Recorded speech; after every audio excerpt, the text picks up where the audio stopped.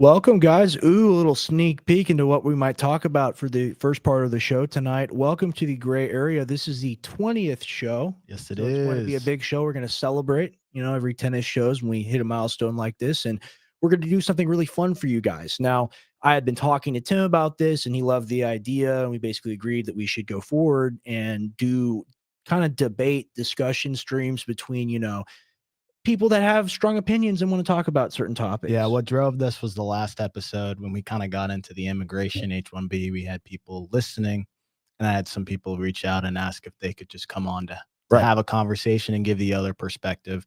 Because it's all about, like we said, gray area. We don't like it to be a circle jerk. We like to give, facts across the board. And it's beyond that. Like we report we discuss news, but at the end of the day, people have different opinions and we're not everyone. I think a lot of times people make the mistake of, especially like when they have like a really big show, not even like us who are tiny, people with huge shows, they go like, I know what the people think, blah, blah, blah, blah, blah. And I don't think that's true at all. And we get to see with call-ins, especially and now with the call-in debate discussion streams, we get to see how people actually feel on these topics beyond, us discussing an overview of an issue. So what are you looking for over there? I'm just putting the Oh, thing back yeah, there. and I got you. Hiding the thing. There we go. All right. Keep talking. StreamYard's real fun. We're getting better at using it. As you can see, the studio's been upgraded, but there's still some things we're figuring out. And like we love our viewers. We appreciate our viewers so much for being here with us and seeing our evolution. At the end of the day, I'm excited about tonight because I know it's going to be fun. I know it's going to be informative. And I know that at the end of it, we're going to have a better idea of different positions on this issue. Like me, myself, I have a position, Tim has a position, and both our callers tonight have positions. And we're going to have kind of a semi debate structure to this. I think we're going to give them 3 to 5 minutes to just, state their positions at the beginning. I think it's kind of hard to just enter into a conversation where you have two people of opposing viewpoints. You essentially like two pit bulls, let them out of the cage basically. And we don't want that. We want to have a legitimate discussion that, builds thought and allows people to have context regarding the whole situation, whatever you believe, right? This is what the argument is. This is what the position is. That's something very important in our politics and just in our lives in public in general, right? Yep. And then as far as both of them, they both, I guess, prepared a little bit of like, yes, we have points, things we've been sent so that we can pull up proof, evidence, because evidence is always great. You don't want to just make a point without basing it. So the debate is literally from, American, and I don't want to say versus, but it is, countering a Indian citizen. So you'll see how that's going to go. This is new for us, so it'll be entertaining. It's new for you. It's not necessarily new to me. I've had a couple experiences like this. How did that go? With Warren callers? Here's the thing. We are going to moderate here, guys. Yeah. We are going to moderate. You cannot talk over people when we have the 30, 45-minute discussion period. You can't curse at people. You can't say like horrific things about people, but you can go pretty far. So it's going to be fun tonight. We're going to get into all of it. I've got a couple news stories. I know, Tim, you've got a story relating more to the financial sector and some very important news that people need to know. Yep. Right? Super important news. And this is the thing I love about Tim is that he always finds the super important stuff to get into it. It's hard to find people like that. But this is also super important. What I want to get into first on the show, I was watching old DD again. I was watching Due Dissidence, my favorite show at this point. Go to. And I was driving and they were talking about the Epstein emails. So I was like, like new stuff happened. And I had heard about this. I'd heard whisperings of this, but at this point we were talking about this before the show started. Mm-hmm. It's just like, look, they're all complicit. They're all in on it. Democrat, Republican. That's the only reason why it wouldn't get released under Biden. It wouldn't get released under Trump. The whole thing, like they're all guilty. So who cares? Right. And they're never going to rat on each other. No. So I had just kind of like, put it back in my mind, not thought about it. And then I hear them talk about the story. Apparently, Epstein is very talkative about how he felt about Trump. If these emails are legitimate, and we're going to watch a video of Tim Pool kind of claiming to debunk it, but I haven't seen the video yet. But very defamatory against Trump. There are a lot of people. The guy primarily who Epstein's communicating with in these emails, Tim, he is, I forget his name. We'll find it in here real quick. But he was a journalist that was extremely critical of Trump since like the very early days. His name Mike? I don't know. We don't want to. Let's see. I'll find. It's okay. It's on the email. Yeah, I'll find it here in a little bit. It's on some of the emails. But essentially, this guy, he had claimed that he had been shown photos by Epstein of Trump with like young women and stuff. He claimed that he saw this black male, and he's in these emails with Epstein before the 2016 election. Trying to find stuff on Trump, trying to take him down, and I believe into it as well. So what we're going to see in these emails is, if they're real, it's a pretty revealing story of how these people think and how they operate. And at the end of the day, it's like we've been saying, it's all a big club. It's two wings on the same bird. I think like we just had that solemn recognition of that, right? Yeah, there's been some. I remember there's a Republican who tried to bring up the entire issue and try to get it through Congress. The Democrats shut it down. Right. So, I mean, yeah. it's all BS. It's why I do like people like Marjorie Taylor Greene or people like Massey. I like them because, you need to push on this. The American people, excuse me, a little burp. The American people elected Trump based off of this specific reason. This was a big part of it. I'd say this is about like 30% of the reason why people voted for him. Yeah, I just don't know why you would try to push an issue like this if you knew you were involved, but I digress. Well, I mean, Kash Patel went on like a million podcasts and said he was going to like demolish the Hoover building and turn it into a museum. Yeah. And like now he's flying in the private jet to go see his country music superstar, definitely not Honeypot girlfriend. Yeah. She is definitely not. And I agree with the lawsuit. He should be sued for, I think 5 million isn't enough. I think it should be $6 trillion. That's reasonable. So that's this. You're allowed to say that. You're allowed to say that. And I feel like that would be slandering someone, right? But you can say that all you want, but then you can't say that, she might actually maybe possibly theoretically in Minecraft in another universe be one. No. Right? Yeah. Little defensive Jedi tactic. Jedi mind tricks here. Metaphysically, politically, not violently. I learned some good stuff from old pops. All right, so where are we at? Let's get into this story here. We're having fun tonight. It's going to be a fun stream, Tim. House Democrats released 20,000 Epstein pages detailing elite connections. On November 13th, 2025, Democrats on the House Oversight Committee released over 20,000 pages from Epstein's estate, including emails showing his fixation on President Donald Trump and ties to like former Israel Prime Minister Ehud Barak and Saudi Crown Prince Mohammed bin Salman, also known as MBS for short. The documents reveal Epstein expressed disdain for Trump, yes, and unverified claims of compromising photos, but contain no evidence implicating the president in criminal activity, with one victim or alleged victim testifying Trump behaved as a gentleman. Republicans criticized the release as a partisan effort amid polls showing low public approval for the administration's handling of the matter. Okay, so I want to go to, let's see which one it is. That's the Tim Pool defense story, I believe. Okay, here it is. Jeffrey Epstein, I have met some very bad people, none as bad as Trump, not one decent bone in his body. All right. On Wednesday, February 8th, 2017. All right, this is to Larry Summers. So I don't think that's the journalist. It may be the journalist. This is just an elite. It's okay. He didn't wreck world and avoided scandal. What does, oh man, it's so tiny. So hard, yeah. Yeah. What does Rumeyer say his attitude towards women? Oh, okay. It's too small. I'm trying to read it. Little error in judgment, little mistake here. Going to open the image in a new tab. Give us 1 second to figure this out. We do want to be able to read these emails. I'm just going to open it in a new tab. It's all good. Okay, all right, that's perfect. All right, we got it. All right, I was close. It's okay. He didn't wreck world and avoided scandal. What does Rumler say? Ari, his attitude towards women. All right. Oh, it's at the top. Recall, I've told you I have met some very bad people, none as bad as Trump, not one decent cell in his body. So yes, dangerous. So I guess that's referring to Trump as being dangerous. Yeah.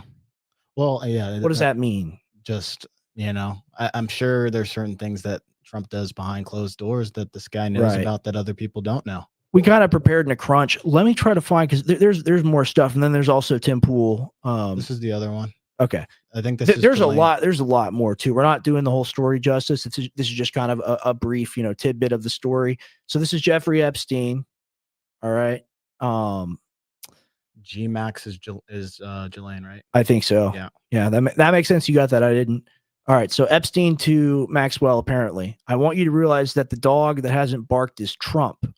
Redacted, spent hours at my house with him. He has never once been mentioned. Police chief, etc. I'm 75% there.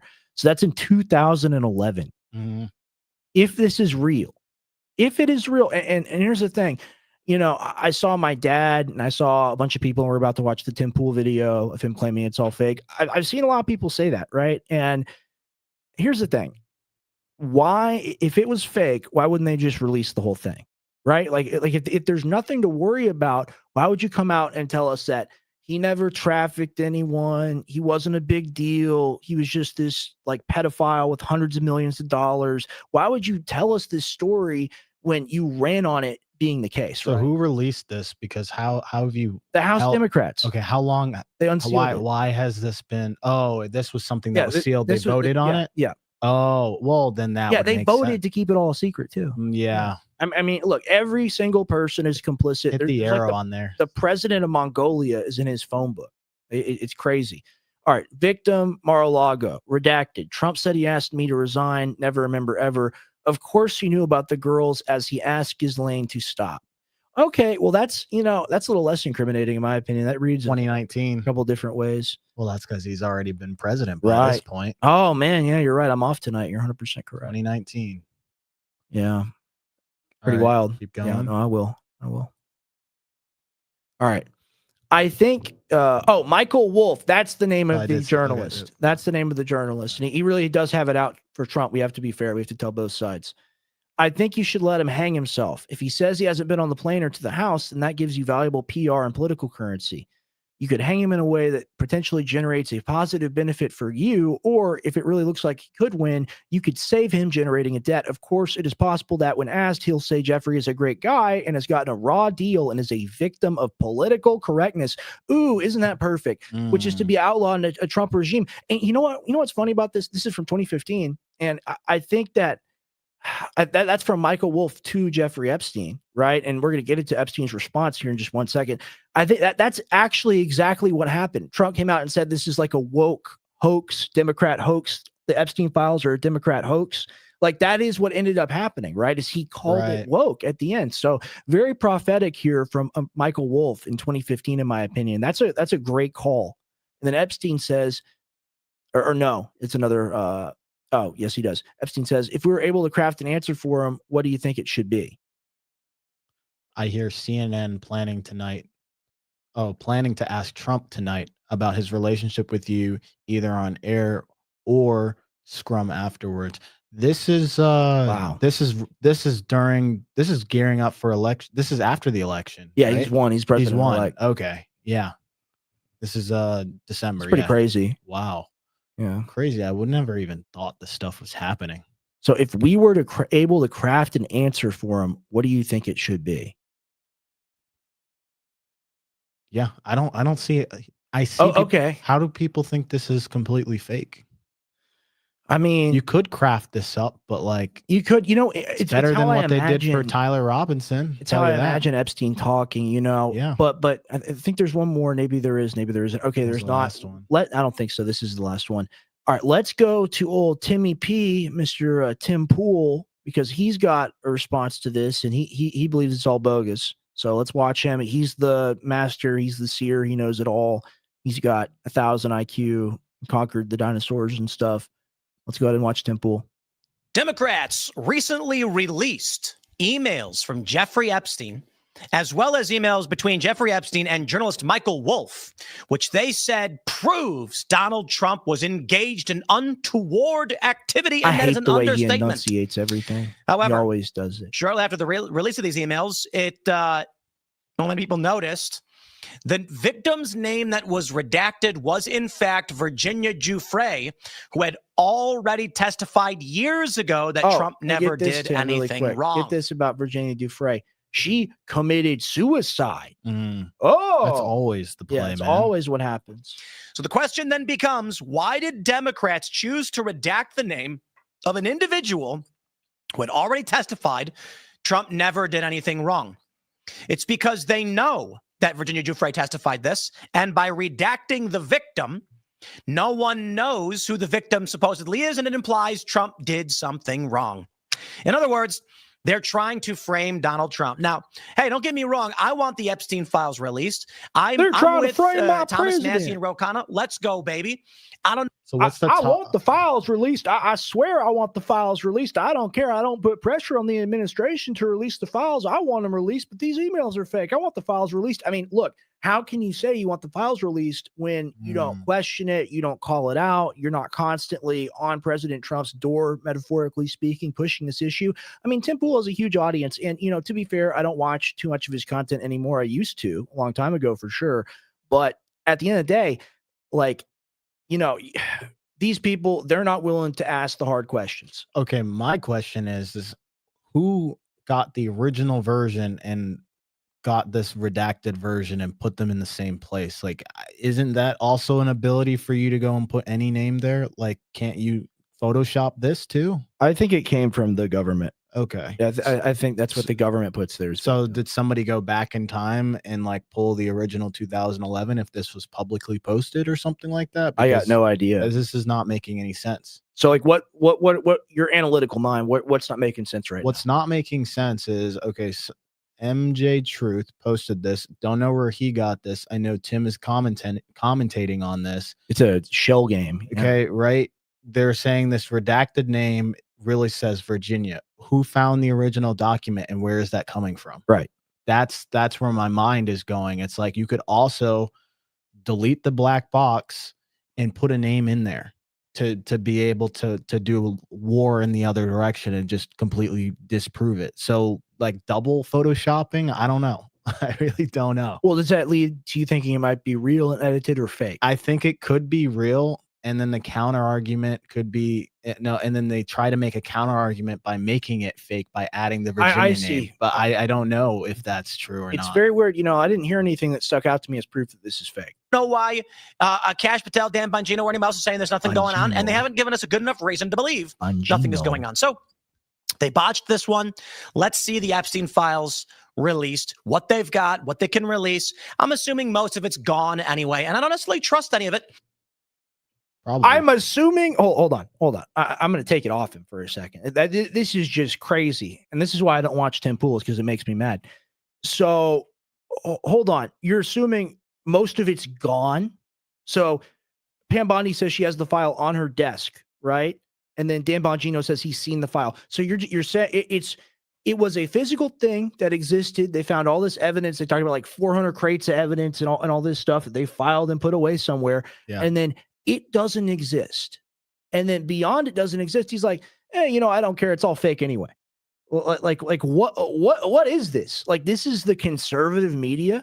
Because like Tim, I'm a political news alcoholic. I'm addicted to it. And I've been watching the news for years and years and years. This was the issue in 2024. Like, this was the undercurrent thing that everyone was talking about. And he was demanding it and everyone else was demanding it. Look, And then now to get access journalism and to like be the cool person like Benny Johnson eating the breakfast turkey. This is a real thing they do at Mar-a-Lago, being part of the In Club or whatnot. He's like, oh yeah, like it is what it is. It's all fake anyway. It doesn't exist. It's all disappeared. Like, come on. and at the end of the day, Right. you got to trust your gut. And there's enough breadcrumbs to say that Trump was familiar with Epstein in some form or fashion. We can't prove exactly in what capacity, but there's enough breadcrumbs that have been scattered around and people talking, and the nail in the coffin. They went to each other's houses. Yeah. He was a member of the club. But for you to say I never met Epstein and I weren't familiar, I kind of maybe flew a plane of some sort. I think he was like, I was on a plane once, but like he's trying to distance himself completely. But then the nail in the coffin was when Elon confirmed it for me. I was like, okay, that's all I need to know, because I know Elon knows shit that a lot of people, and he was pissed off, and that was a raw moment for him. Something interesting, and you may not know this, Tim, is that who Steve Bannon is, right? Yeah. Okay. So like, who's Steve Bannon to you?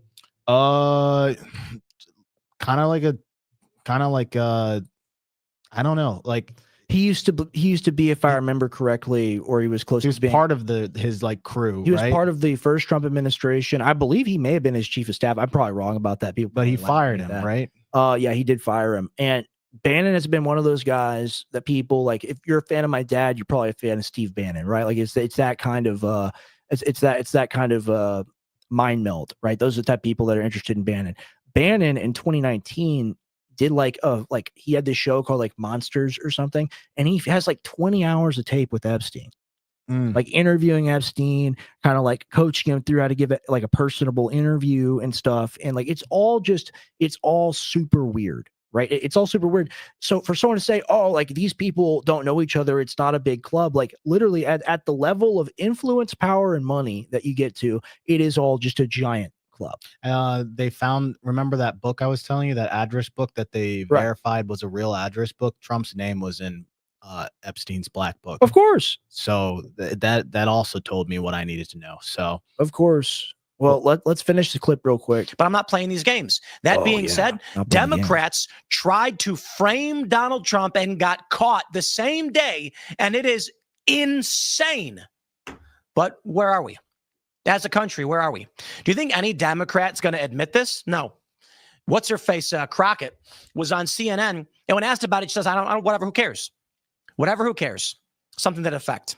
Now, the bigger scandal here, in my opinion, which is shocking, is evidence of collusion between a journalist and Jeffrey Epstein to smear Donald Trump. Okay. That's right. And so it's complete deflection from the emails, and then it's calling Michael Wolff into question, who should be called into question. But like the date and dating of these conversations is what makes them valuable. It's not necessarily the messages themselves.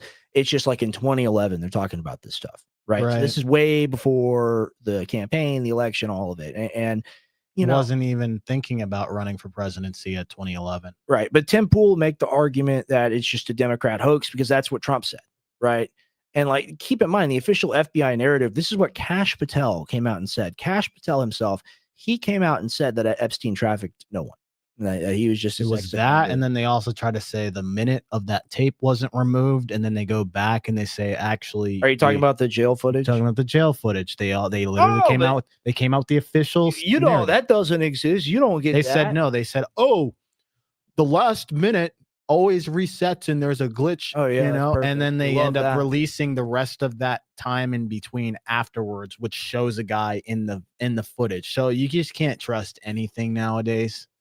It's very hard, especially around something like this. 100%. And all they did was shut up Kash and Bongino, even though they wanted to investigate. I guarantee you they got a rude awakening when they got into their positions. Yeah, they're like, oh yeah, you're not doing this. And I think it's just like Big said, like they sit down with the file and they're like, look, like this is what we know about you, and you can either be a part of the system or you can die.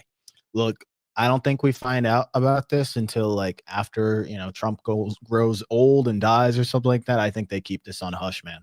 Like there's no way you come out and the president is implicated in something like that. That's immediate grounds for impeachment. He's not doing that. And he has enough of a handle on everybody in the bureaucracy to be like, we're keeping this. I don't think that any of them have a choice. They have the collective responsibility of defending the line. They're all invested in it heavily. It would be like they're all invested in the same company. Would they want that company to do bad? It's true, because the rest of it messes up the entire.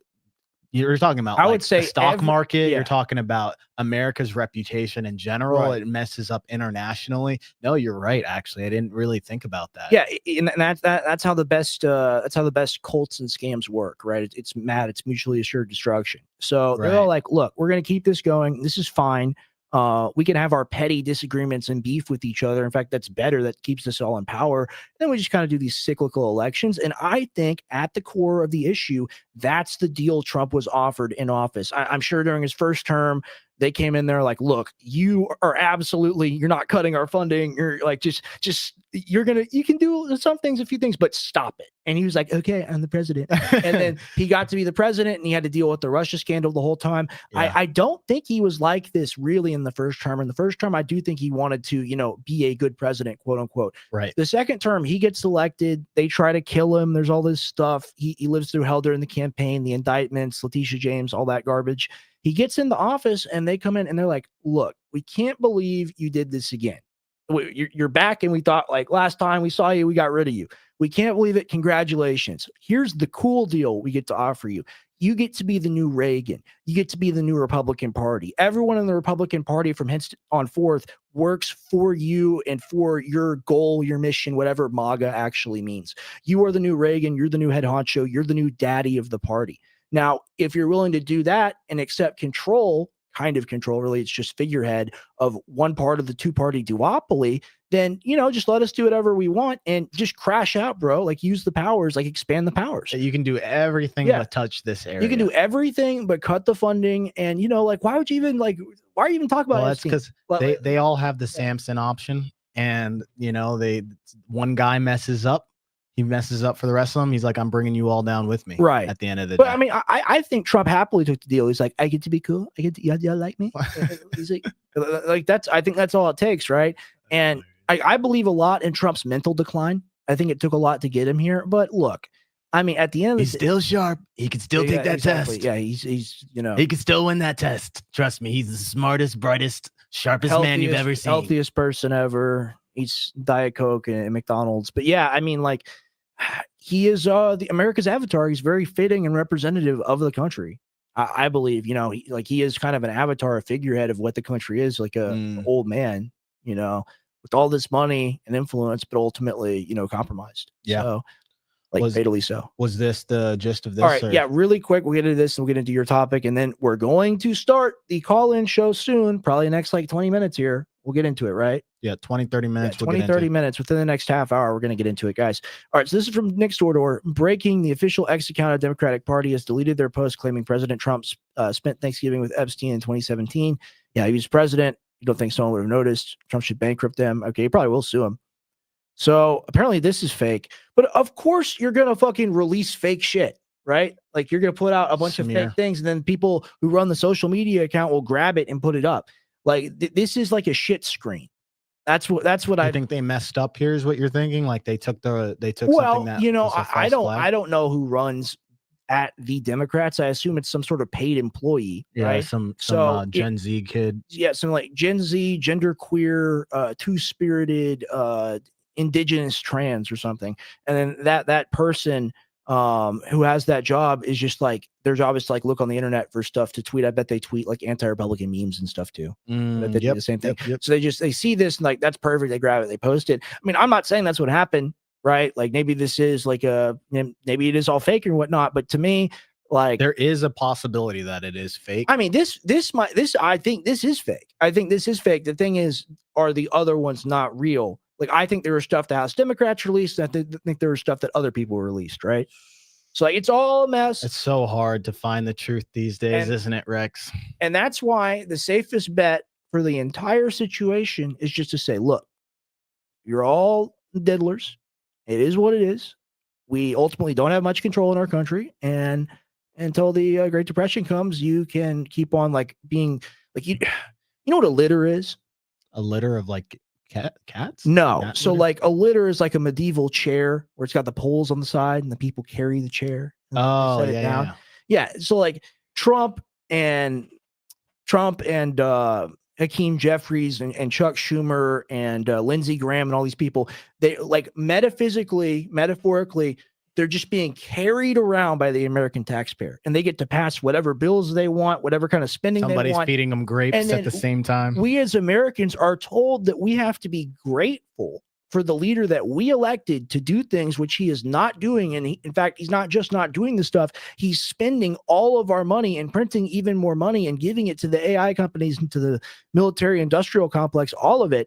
And then we're told that you're being a panican, that you're being anti-American, that you're anti-MAGA if you call this type of behavior out. Well, what it was, I've talked to a lot of people who were independent like myself. It was just choose lesser of the evil. That's really what it came down to. Right. It was like you get worse or even worse or even more worse. And I was not choosing Kamala. That was just not an option. Right. At the end of the day, I was like, we'd be extra. I agree. If I was inflation would be like 20% with her. If there was some sort of like fake, like just like hypothetical referendum election, and it was Kamala versus Trump again, I would vote for Trump. I'd still go for Trump. I would vote for him. Yeah. But we shouldn't live in this hell where it's it's horrible. It's a system of government that fundamentally does not work. But let's get into your topic, Tim. Oh yeah. So my topic, and let's go to the X post real quick. Which one? On that. No, not that one. To the right of that. Oh no, sorry. One more to the left. Don't pull that up yet, but just click and get ready for that. Okay. So my topic for tonight, 50-year mortgage, 5,000. No, we did cover 50-year mortgage last time, but there's more mortgage information that's been coming out lately. Two things that we're going to talk about, and this could impact you guys, so pay attention, or it might not be relevant. There's two things that happen. Fannie Mae, which is like the federal is like the federal entity essentially that backs mortgages and the full faith of the government. They are pretty much removing the minimum 620 credit score as of the 16th. Okay. I'll explain what that means. That's the first thing. Second thing we're going to talk about is we've got a scenario where they are floating, having your interest rate being portable. Portable mortgages is what they're calling it. Explain this to me. I am a goober. I don't know. Okay. A portable mortgage would be like, let's say you were one of the lucky people Right. in 2022 to get like a 1%. 2 or 3% rate. The portable mortgage would be like you go and decide I want to buy a new house. I take that mortgage and I can bring it over.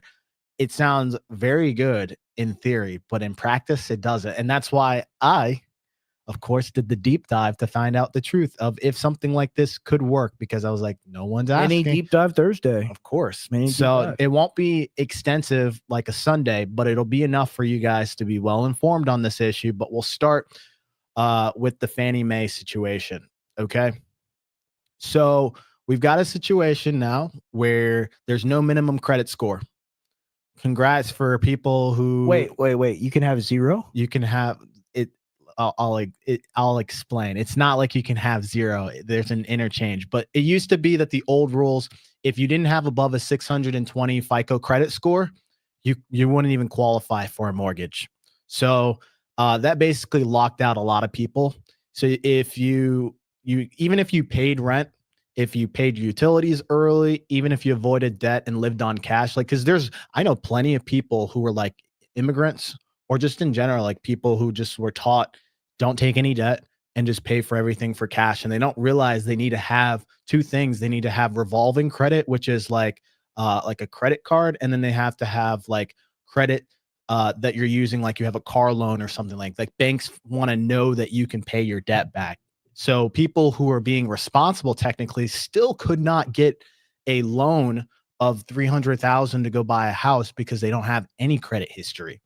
So now this old system is now kind of going away, and they're removing the 620 entirely. And so now what they're going to go and do is the lenders want to shift to what they call like a Vantage credit score.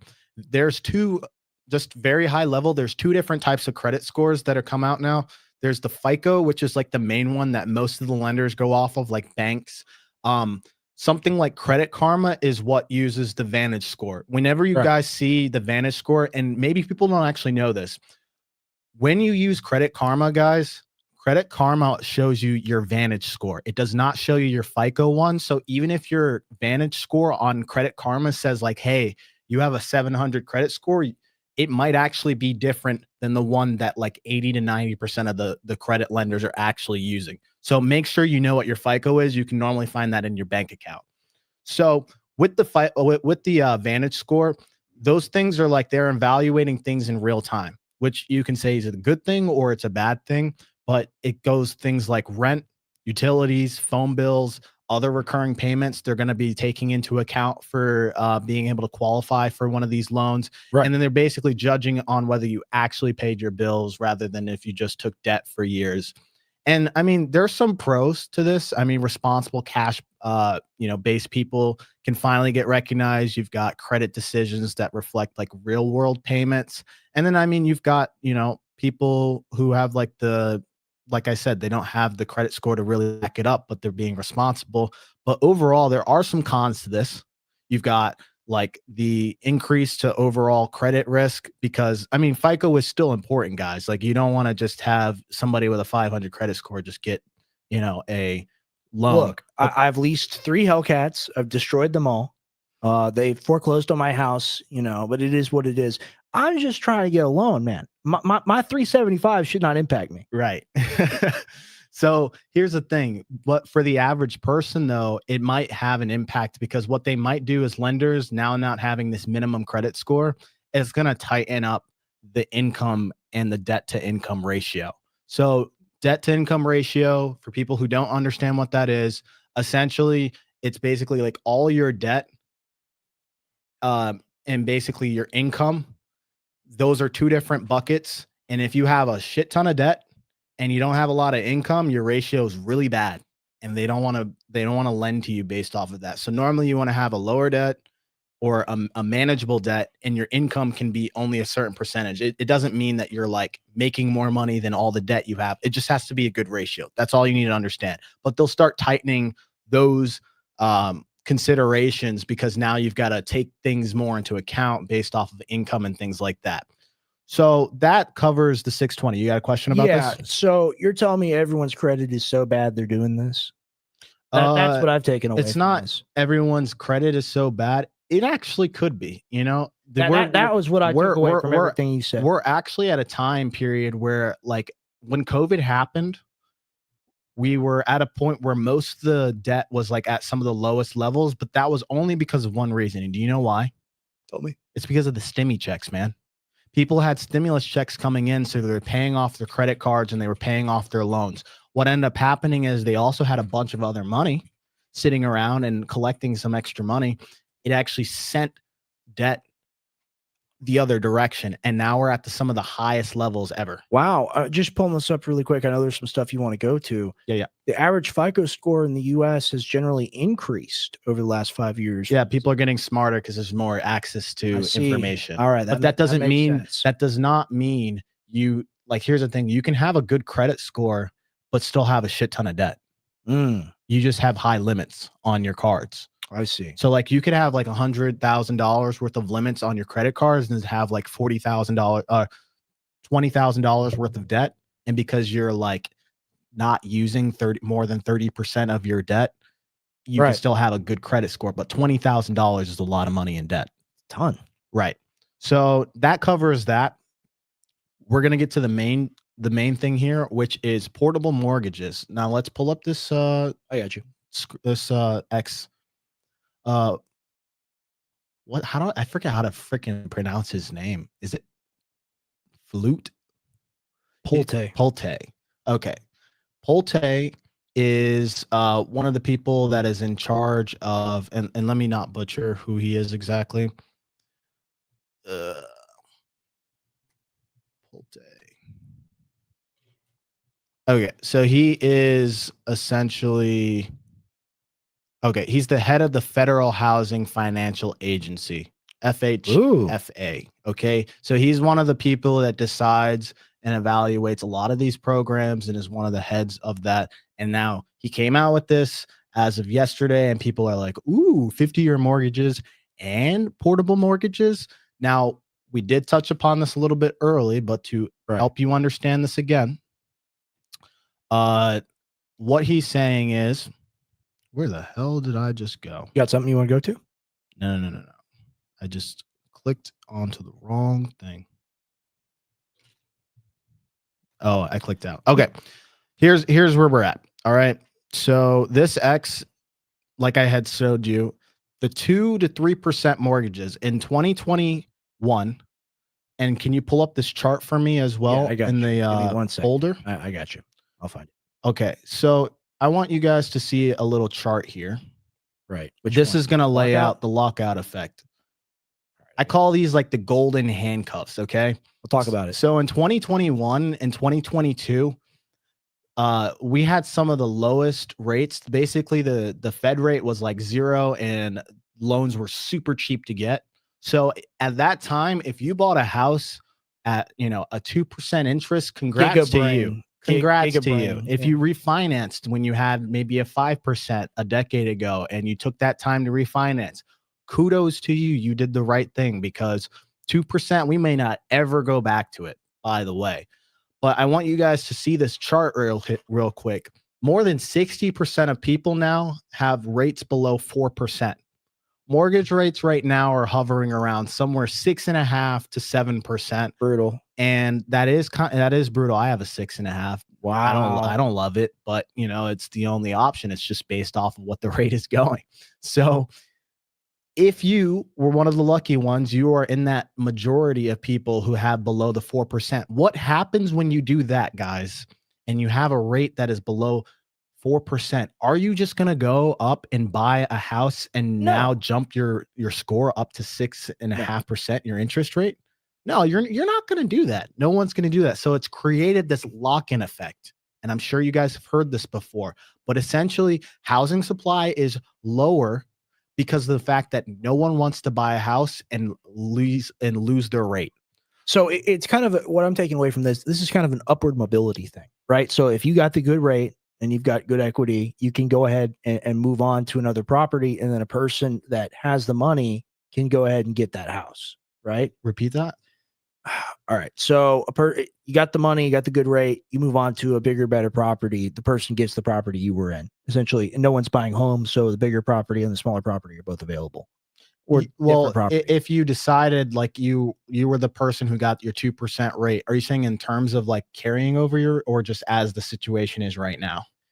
Carrying over, like potentially. Okay, if you were, let's say you had a 3% rate, okay, Right. and then you found a bigger and better house that you wanted to go and move, you can in theory take that 3%, qualify for this new bigger house, and then whatever the extra balance is that you're not able to afford based off of having that 3%, you just get another Yeah, loan. that's what I'm talking about. Yeah, you would get another loan, but it probably wouldn't be as much as if you had a 6.5%. But then now your old house, somebody can go buy that. But if they didn't have the 3% to begin with, if you're like me who has a They're paying 6.5%, 6-7%. you're still paying 6.5%. It doesn't solve the immediate problem. It solves the immediate problem of inventory because they're trying to incentivize people to leave the house and go and find another house. But it doesn't necessarily macro level save the situation. So, Well, I mean, all these things that we talk about from the Trump administration, these are like potential grifting opportunities, right? mhm. But like it's like, hey, like what was that other thing we just talked about it?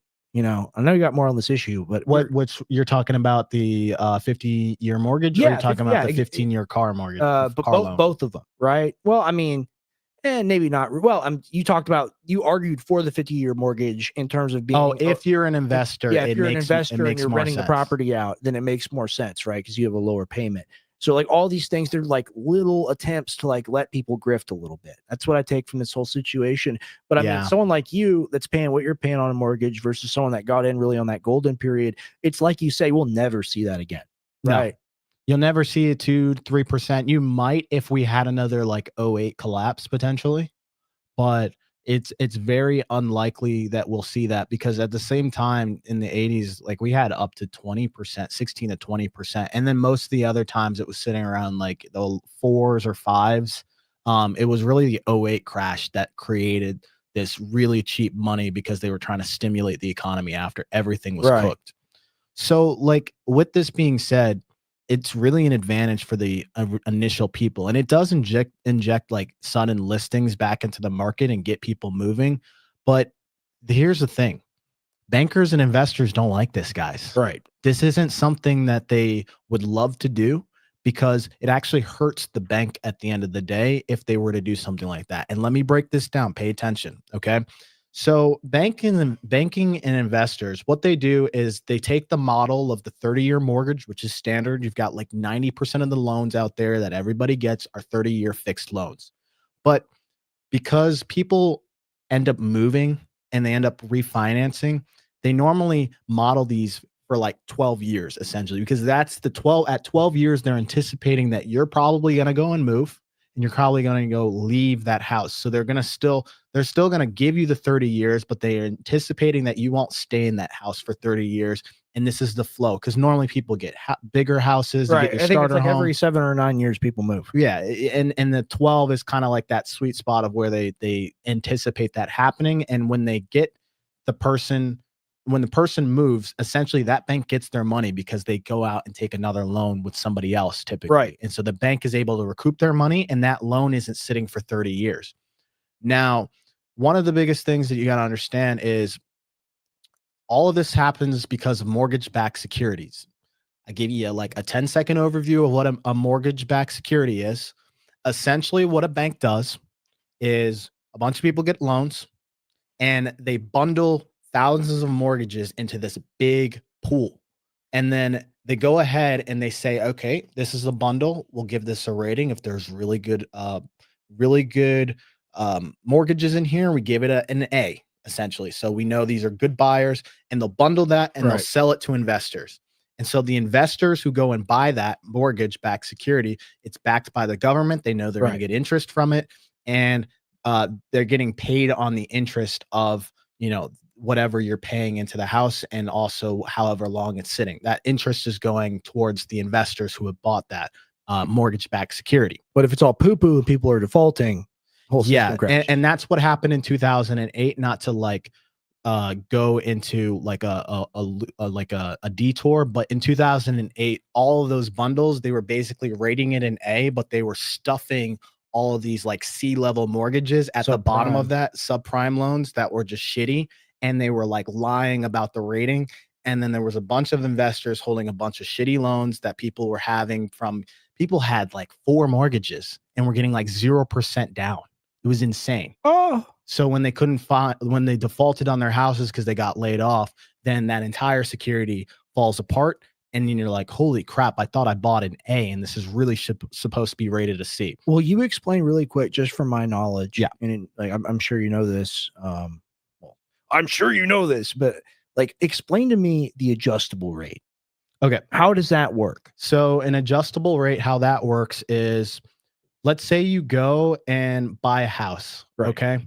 Normally people get a fix, but at that time you could get an adjustable rate. An adjustable rate essentially means that you're going to get a rate that they promise you at the beginning of when you open that loan, but they're saying over time the market is going to shift. The Fed might shift rates, and we also adjust our rates. Right. And you'll have to pay a new rate depending on where the market is at. So just like banks used to give like the 2% back in 2022, let's say you were to get an adjustable rate for 2%, but then all the shit happens and the market goes up to 7%. They adjust your rate of your mortgage to that 7% to account for that. What the benefit is of getting an adjustable rate is it's normally cheaper at the beginning to get an adjustable rate than a fixed rate. So you're able to get in. You're able to get in at a cheaper price, at a cheaper monthly payment. That's what attracts people to that in the first place. Damn, it's all just designed to screw you. It's all well, and on a stable system, if you were to like, some people just look at the numbers and they don't really look at the future of like this being like, oh, this might adjust on me. But for the most part, most people don't anticipate that. So there was a bunch of people in 2008 that got a bunch of adjustable rates. And when the Fed had to increase it, what ended up happening is you had people going from like a 3% loan and they suddenly had to pay like 8% and they couldn't afford the house anymore. That's what, does that make sense? That makes total sense. Okay. So now with this portability, you know, if people move their if they're not able to move their 2 to 3%, basically what happens is if they were to keep their 2 to 3% and they were to take it from their old house, bring it to their new house, nobody refinances anymore. That means that bank is typically going to have that loan for the actual 30 years, because normally you're going to move out and you're going to get a new rate. But if you have a great rate, and you can carry it over, you'll never leave. And that's why we have that lock syndrome you talk about. Yeah, that's the lock. And so then the banks get stuck holding these 3% loans for 30 years. And so their capital gets tapped. They have a liquidity that dries up. And then the investors are stuck earning low interest in a high rate, high interest market, because they still are making new loans to different people.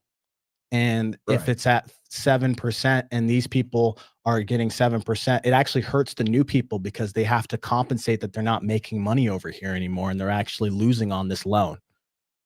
So that is like the high level overview. And some people think that, okay, well, Canada has the portable rate, right? Let's go pull up this other graph. I got you. I'm on my way. And they think, okay, well, so people always point to this. They're like, well, Canada has an adjustable, has a rate that they can go and they can take it and they can move it to their new house. Well, yes, they do have that system, but the difference is that the Canadian mortgage system works completely different. And guys, don't let these numbers jump at you. They're different. This would be like $1 million house or like a $1.5 million house.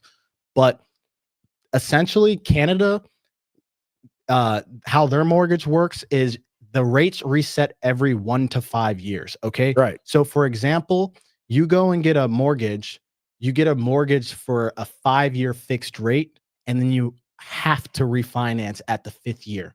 So it allows you to get the lower rate at that time, fixed for that amount of time. A 6-month mortgage?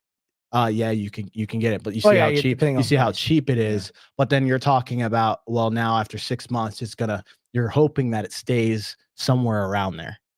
I see. You see what I'm saying? Yeah, no, that makes sense. And so we can't do that on a 30-year. A 5-year, 1 year, you can do it because that's how the system is created. But doing something like that isn't portable in the way that we're doing it. Right. So that's everything pretty much in a gist. I hope that was informative enough for you guys to learn. I just kind of like doing these little. No, it's very important to remain knowledgeable on these things, right? It's essential, I would argue, because if we don't talk about things like the economy in detail, the housing market in detail, global trade in detail, if we allow ourselves to become ignorant on these things, then it's all for nothing anyway. How could you ever hope to change a system that you don't understand? Yeah, but you were right about that thing that you were saying before. Like they're just they're making these moves, but It's all grit. It's not really something you see like the words we are actively evaluating. Once Right. they go through this logic trip like I did, they're gonna realize they're not gonna be able to do this. A bank is just gonna be pissed off, and like Bank of America, Chase is gonna have conversations with them and be like, look, guys, you're gonna ruin the entire system if you try to do this. And also it's not fair for the new people coming into the market. Right. It's like what it's the same argument people had. Remember when Biden was like, we're gonna go and pay the loans off? Yeah. And We're bear. I was one of those people. I was like kind of amped that they were gonna potentially pay off the student loans. But macro level, it's not fair for all the kids who graduated after like 2023 who just don't get that permission, but then they're also paying taxes towards the people who actually got the benefit. So yeah, that's how it really goes. Let's This will be one of the rare days we don't talk about Israel. We're gonna get the calls ready and stuff. Yeah. We're gonna do this, guys. Go ahead while or text them first, Yeah. but go ahead and start prepping the call section, or I'll just go ahead and do it. What's the name of the app that we use? Call in studio. Okay. Yeah, go ahead and talk. Let me do this real quick. All right, Tim's gonna handle this. So I'm gonna go ahead and read this story out from Twitter. Representative Marjorie Taylor Greene introduces bill to phase out H-1B visas. Representative Marjorie Taylor Greene announced legislation on Thursday to eliminate the H-1B visa program, which allows up to 85,000 visas annually for specialty occupations, citing corporate abuse that displaces U.S. workers and suppresses wages in sectors like tech and healthcare. The bill provides a 10,000 visa exemption for medical professionals to be phased out over 10 years, bans non-citizens from Medicare, and removes citizenship pathways from visa You are holders. connected as the I hear it. host. Green's Welcome, proposal aims host. to restore You are the now in the program's host room temporary and can nature, manage your prioritize callers from American the talent, call-in and studio make web reports of fraud interface. and underpayment. Sorry about pronunciation, guys. It's a little noise in my ear. Representative Marjorie Taylor Greene, I'm introducing a bill. I'm going to switch back to studio now really quick. All right, go to my screen. I'm introducing a bill to end the mass replacement of American workers by aggressively phasing out the H-1B visa program. Big tech, AI giants, hospitals, and industries across the board have used the H-1B visa system to cut out our own people. Americans are the most talented people in the world. I always have full faith in the American people. I serve Americans only. Will always put Americans first. My bill eliminates the corrupt H-1B program and puts Americans first again in tech, healthcare, engineering, manufacturing, and every industry that keeps the country running. If we want the next generation to have the American dream, we must stop replacing them and start investing in them. And this is a big story. This is like top 5 on Twitter right now. Yeah, this is like the big debate, and it's going all over X. The H-1B visa program, which has been riddled with fraud and abuse and has been displacing American workers for decades. There will only be one exemption in my bill, and it will allow for a 10,000 per year cap on visas issued to medical professionals like doctors and nurses who provide life-saving care to Americans. However, even this 10,000 per year cap will be phased out for 10 years to allow us time to build our own pipeline of American doctors and physicians. My bill will also restore the original intent of the visa, for it to be temporary. These visas were intended to fulfill a specialty occupational need at a given time. People should not be allowed to come and live here forever. We thank them for their expertise, but we also wish them well so they may return to their home country. My bill will take away the pathway to citizenship, forcing visa holders to return home when their visa expires. All right. So we're going to go ahead and get prepped now for this interesting debate. The debate is going to be between Raj and New Groper. So stay tuned as we get this ready for y'all. This is the main event of the evening, as Tim was saying before, and we still don't have anyone in the waiting room yet. So we're going to keep going. In order to build our pipeline of American doctors and medical professionals, my bill will also prohibit Medicare-funded residency programs from admitting non-citizen medical students into their programs. Just last year alone, there were over 9,000 doctors in the U.S. who graduated from medical school but were left without a residency placement.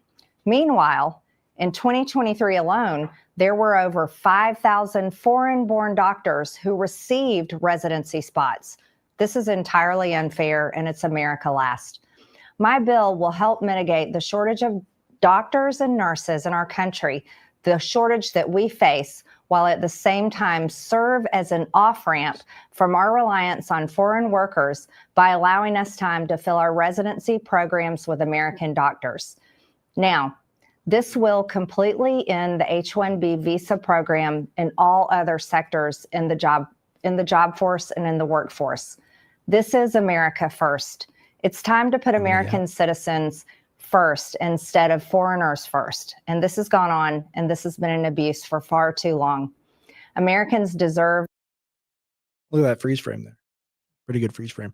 Now, look, I like MTG a lot. And me and you, we have different perspectives. Yeah, we don't agree on H-1B. But tonight's call is going to be between Raj, who, of course, is an Indian citizen, and then we're going to have New Groper, of course, is an American citizen, and we're going to have him talk these issues out. And Raj is a permanent resident who lives here part-time. Yeah, he's like I think he said something about like he travels a lot, but he's got a permanent residency, but he is an Indian citizen and he's worked here for a long time. All right, so I think we're gonna connect these two. Terminated call or an auto screen failed. You have to like say something nice to the robot, basically. It's okay. I think we're gonna do that. You see terminated call. We got feedback. Hold on.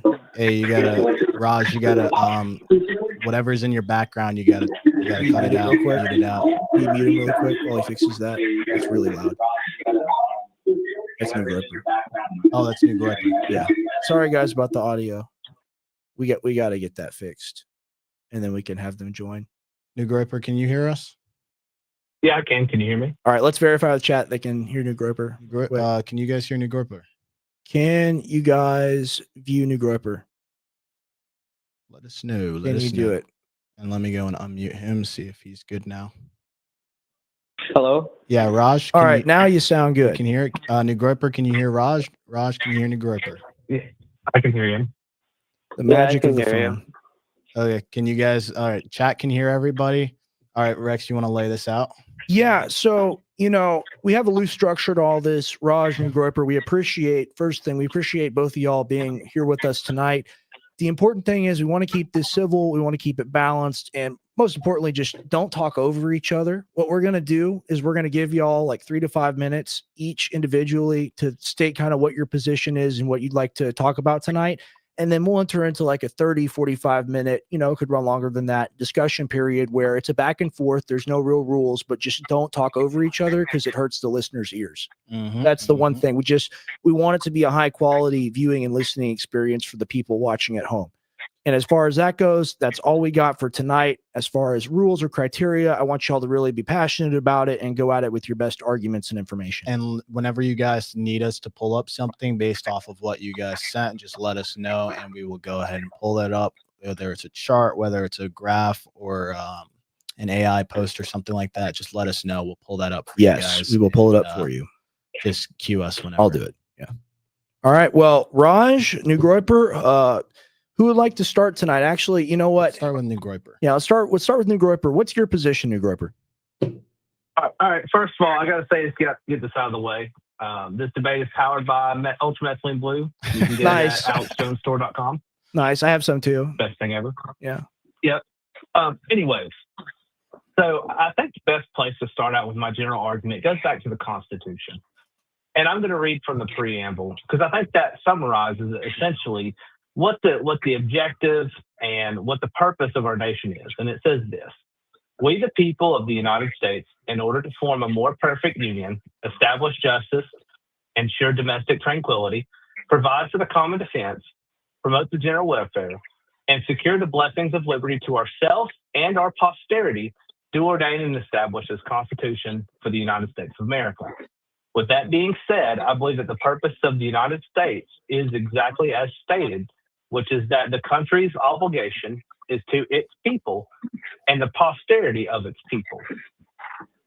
And in my opinion, I believe that H-1B visas and all of the legal immigration that's kind of spiraled is counterproductive and against both the will and the desire of the people and against their well-being. So, do you want me to get into some statistics, or would you? You got 2 just kinda minutes leave that as left to open make your statement? point. You got 2 minutes left. Okay.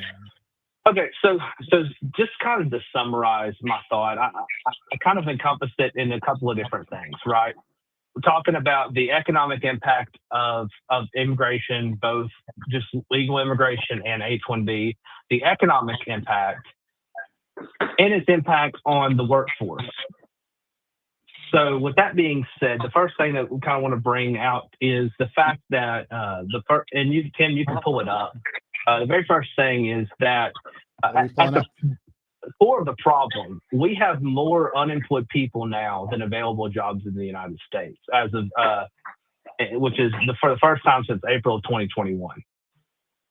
And so, if our people, as Americans, cannot get employment in their own nation from their forefathers that they grew up in and were raised in, that we're not fulfilling the obligation that or the government isn't fulfilling the obligation that we have to our own people. And with that, I've got some miscellaneous statistics if we want to get into it at a later time or later in this call. You still got a minute. But that's going to be the core of my argument. All right. If you're good there, let's go to you, Raj. Tell us what your opinion is. Hey, first of all, let me tell you a little bit about myself so that you would know which position I'm coming from.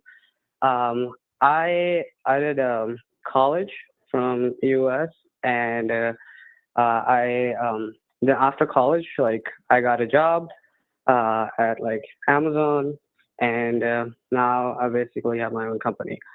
So soon I will be basically working here, and also have visa for green card process. So that's out of the way. What you said, I hear it, and I understand the argument of America being for Americans, and I believe in that. I'm more of a conservative point of view with the whole thing. If you would put me which side technically you on, I'm more center, leaning towards right. And I do like the policies of the current government. First, I believe that illegal immigration out of the way should never be a thing in any country. That's just crime outright.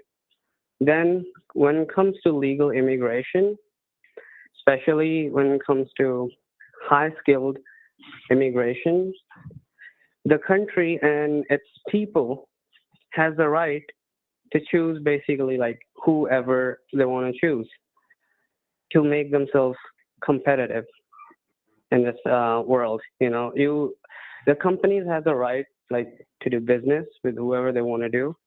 They have the right to take whatever resources they can get, whether it's human resources or resources of computing or any other economical resources they can find around.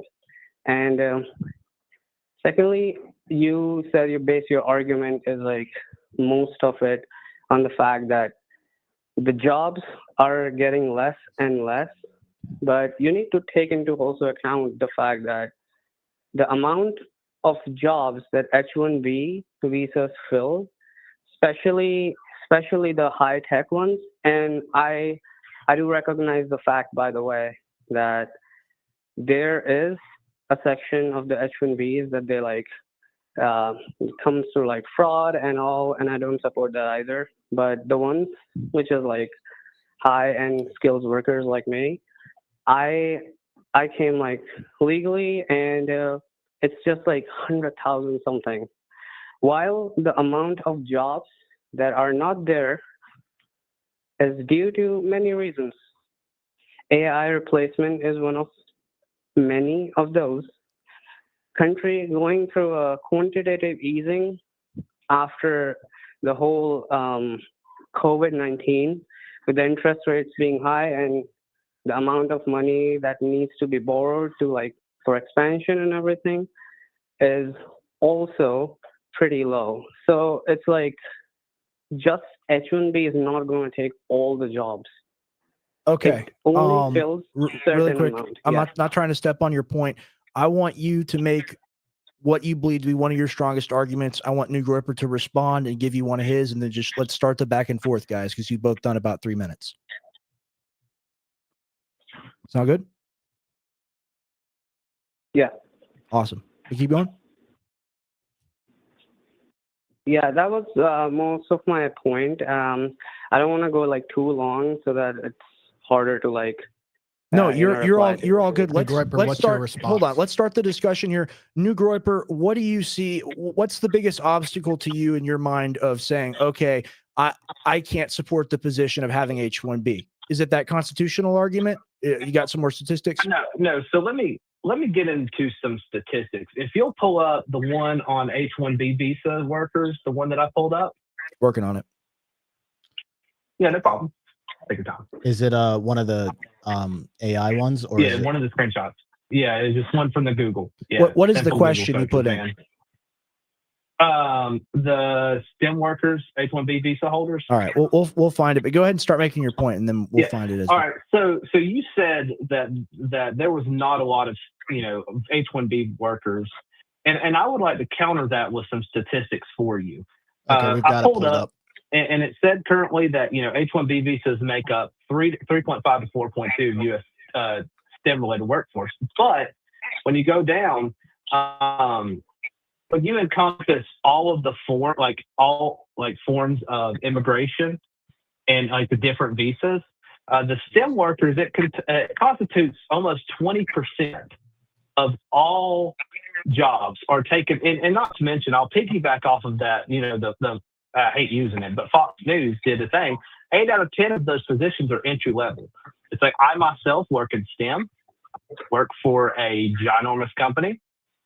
The entry level jobs are Americans are completely, it would be completely reasonable to say that an American off the street could come in and do this job. And with going back to my first point, with the fact that there are now more unemployed people than there are current jobs, we cannot, as America, if we want to remain America, we can't allow this, because right there we have 20% of the most lucrative industry that we have is dominated by people who are not American citizens. And going beyond, well, I guess that'll be my address to that. I'll pull up some more points later on. I'll give you a chance to respond. No, you're all good. Raj, go ahead. Your response? Yeah, okay. So 3.5% of all the tech jobs, that's what I heard on the phone, are basically tech jobs, and you're saying that a lot of them are entry-level jobs, right? What do you think those entry-level jobs are? I'm just curious. What do you think those entry-level jobs, the day-to-day looks like? Depending on what type of STEM you're talking about, for tech, I work in the technology aspect. So you would think of things like level 1 and level 2. Yeah, technology. Yeah, like the information technology aspect of STEM. I would say that level 1, level 2, level 3 help desk. I would say entry level data entry. Some beginning data analyst positions, because I myself entered as entry level being a data analyst myself. While the 3.5 is just on H-1B, my argument focuses more on the aspect of the entirety of the immigration problem, which leads to the second part of that, the source that I pulled up, which is that almost 20% of all jobs in the STEM field are held by non-Americans. And that's a problem, because going back to my very first thing, the whole purpose of having a nation is to provide for its people. Every other nation does this. India, do you think India advocates for themselves? Absolutely. China advocates for themselves. Israel, 100%, advocates for themselves. And so we are told in America that we are the only country that despite quote unquote being sovereign, we have to be this conglomeration of immigrants, and we don't get to be a people. We don't get to have an identity. And we're just supposed to take in all these people. And in the words of Ben Shapiro, if you're too poor, leave. And that's what we're sold.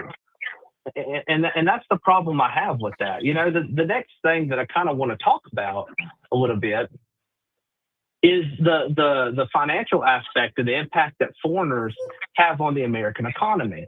If you guys want to pull it up, you can pull it up. It's going to be under the money sent abroad. You'll be able to find it on that. But the statistics are pretty startling.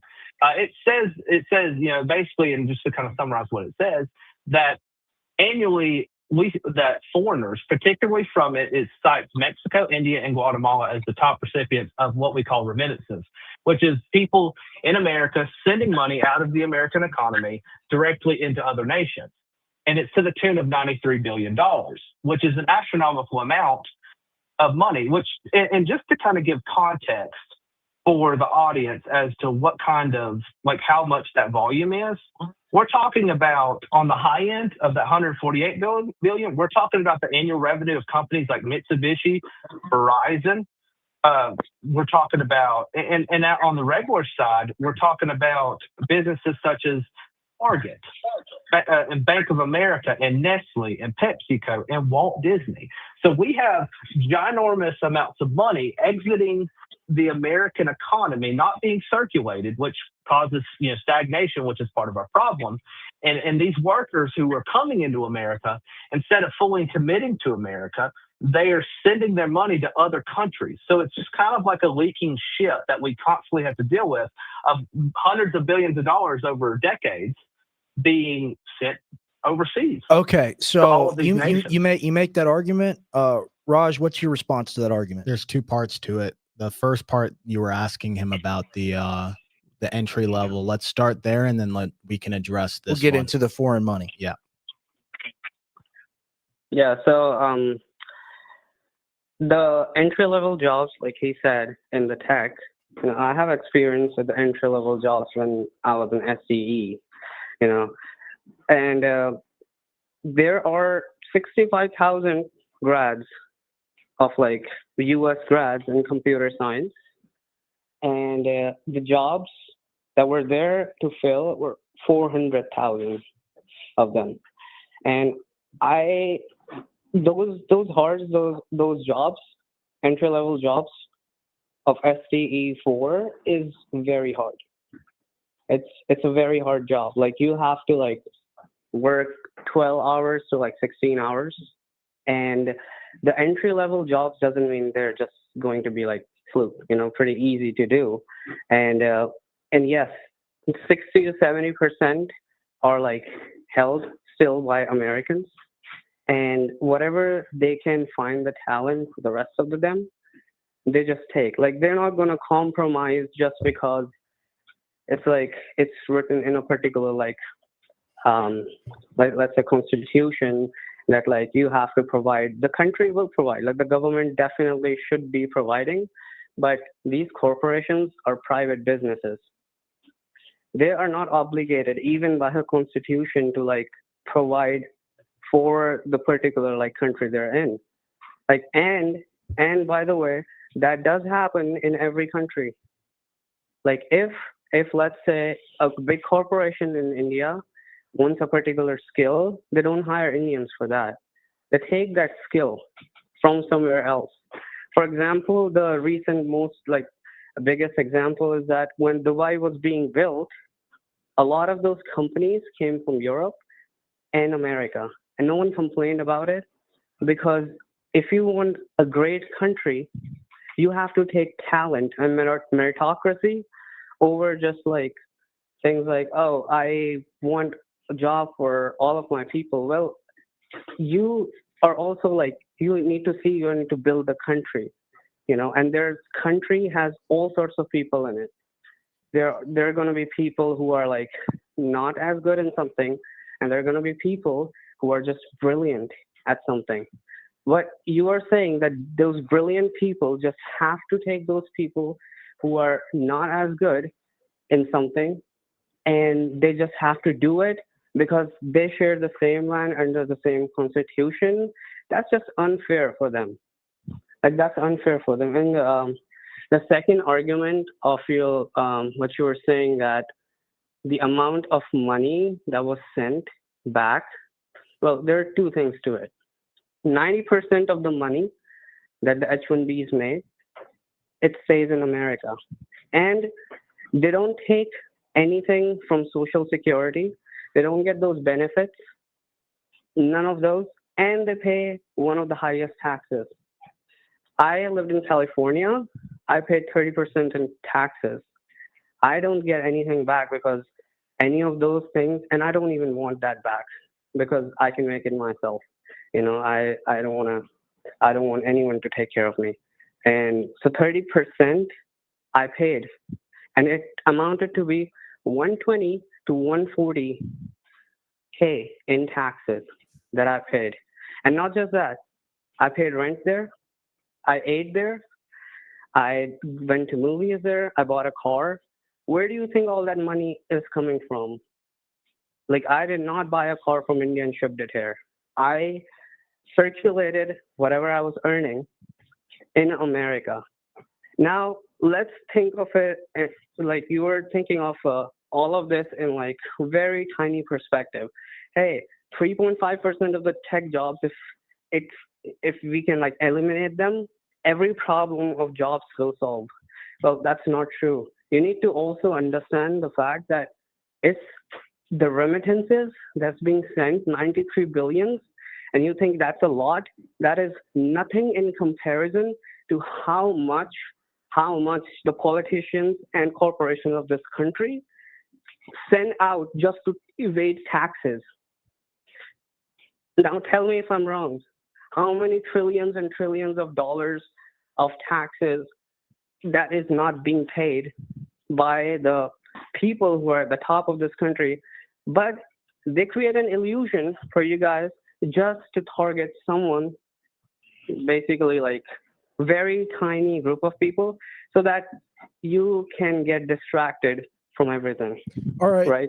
A great example of all of this. Really quick. We have to give y'all equal time. I want New Groiper to go ahead and respond. What are your thoughts on this whole situation? And to both of y'all, I'm not trying to be rude. I cut either of y'all off. We got to keep it fair, even and consistent. Go ahead. Yeah.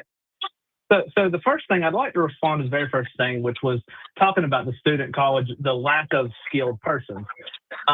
Rex, Tim, if you'd like to pull up the thing, the search on college students or on student visas. I'll work on it. Go ahead. The numbers are actually, the numbers are actually quite alarming, because what it said is that over 1 million college students are on visas just for this year alone. And we're talking about everything from community colleges to hyper competitive universities like Harvard, Yale, and all of the MIT and Stanford, and all of these people that are coming in, not to include the 600,000 extra Chinese people that Trump is trying to loop in. All of these students are coming here to learn. Why? Because we are the greatest. We are the greatest nation on this planet. We build things, we innovate. And so they come here and they take slots from competitive universities that American students, when you look at the university's foundings, the universities were designed to educate the people of America in America. And that's why every nation has its own institutions and universities. But they come here and they get into these through DEI and other methods. They get into these positions of these college institutions that Americans could, and which waters down the STEM workers, which we could put even more Americans in there.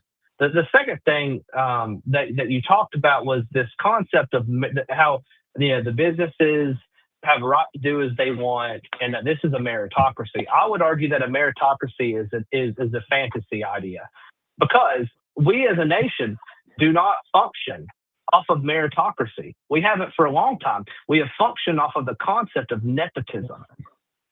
Who do you know? That is like I can't tell you how many times I've sat down with like HR people and recruiters, and it's not what you know, it's who you know. And it's funny how that's working because we're bringing in these immigrants, and we have multiple instances of where they're hiring their own people based off of the Indian caste system, which is absolutely insane to me.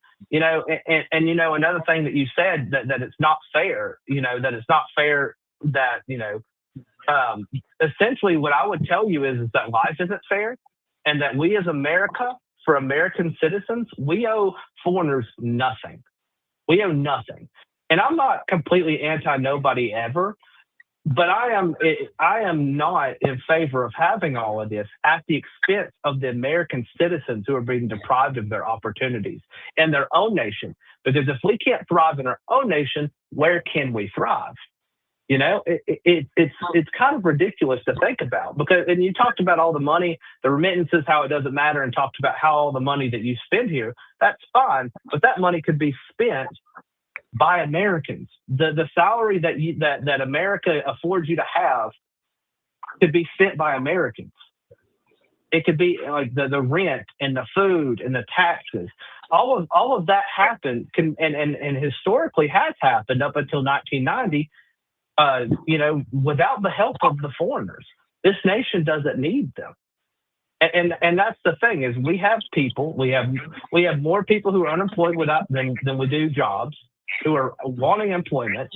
We have companies who, and I'd say this, the government has a right to, and they do handle things through labor laws, and historically throughout time, and the government has an obligation for its people, which is who they're supposed to be by and who they're supposed to be for. 1 minute.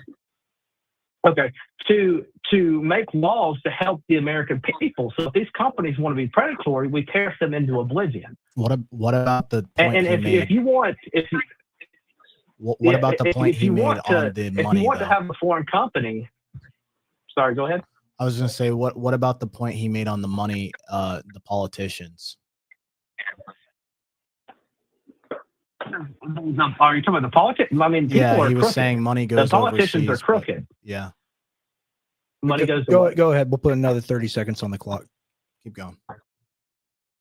No, but what I would say is that the money that's circulating in these American jobs can be spent by Americans and are, like I said, hemorrhaging $93 billion a year and up to $148 billion some years. That is a massive amount of money, and we're talking about 5% of the United States federal government's discretionary spending budget. That's not like a quarter on the side of the road that we just passed by. That's a lot of money. And so it deprives people of opportunities. But that's all I have for this segment. Go ahead with. All right. Thank you very much, Raj. What's your response to that? He focused on the fact of like 93 billion, but still did not like focus on the fact that like the corporations, politicians, and all the people in the power are sending trillions of dollars to offshore banks. Like, what about it? You're just going to say, oh, it's people are crooked on that? Do they not owe America anything? Do they not owe you anything because they're like elected individuals in the companies of America? Where is the accountability for all of that? Like, you can ask me for accountability, but what about that accountability?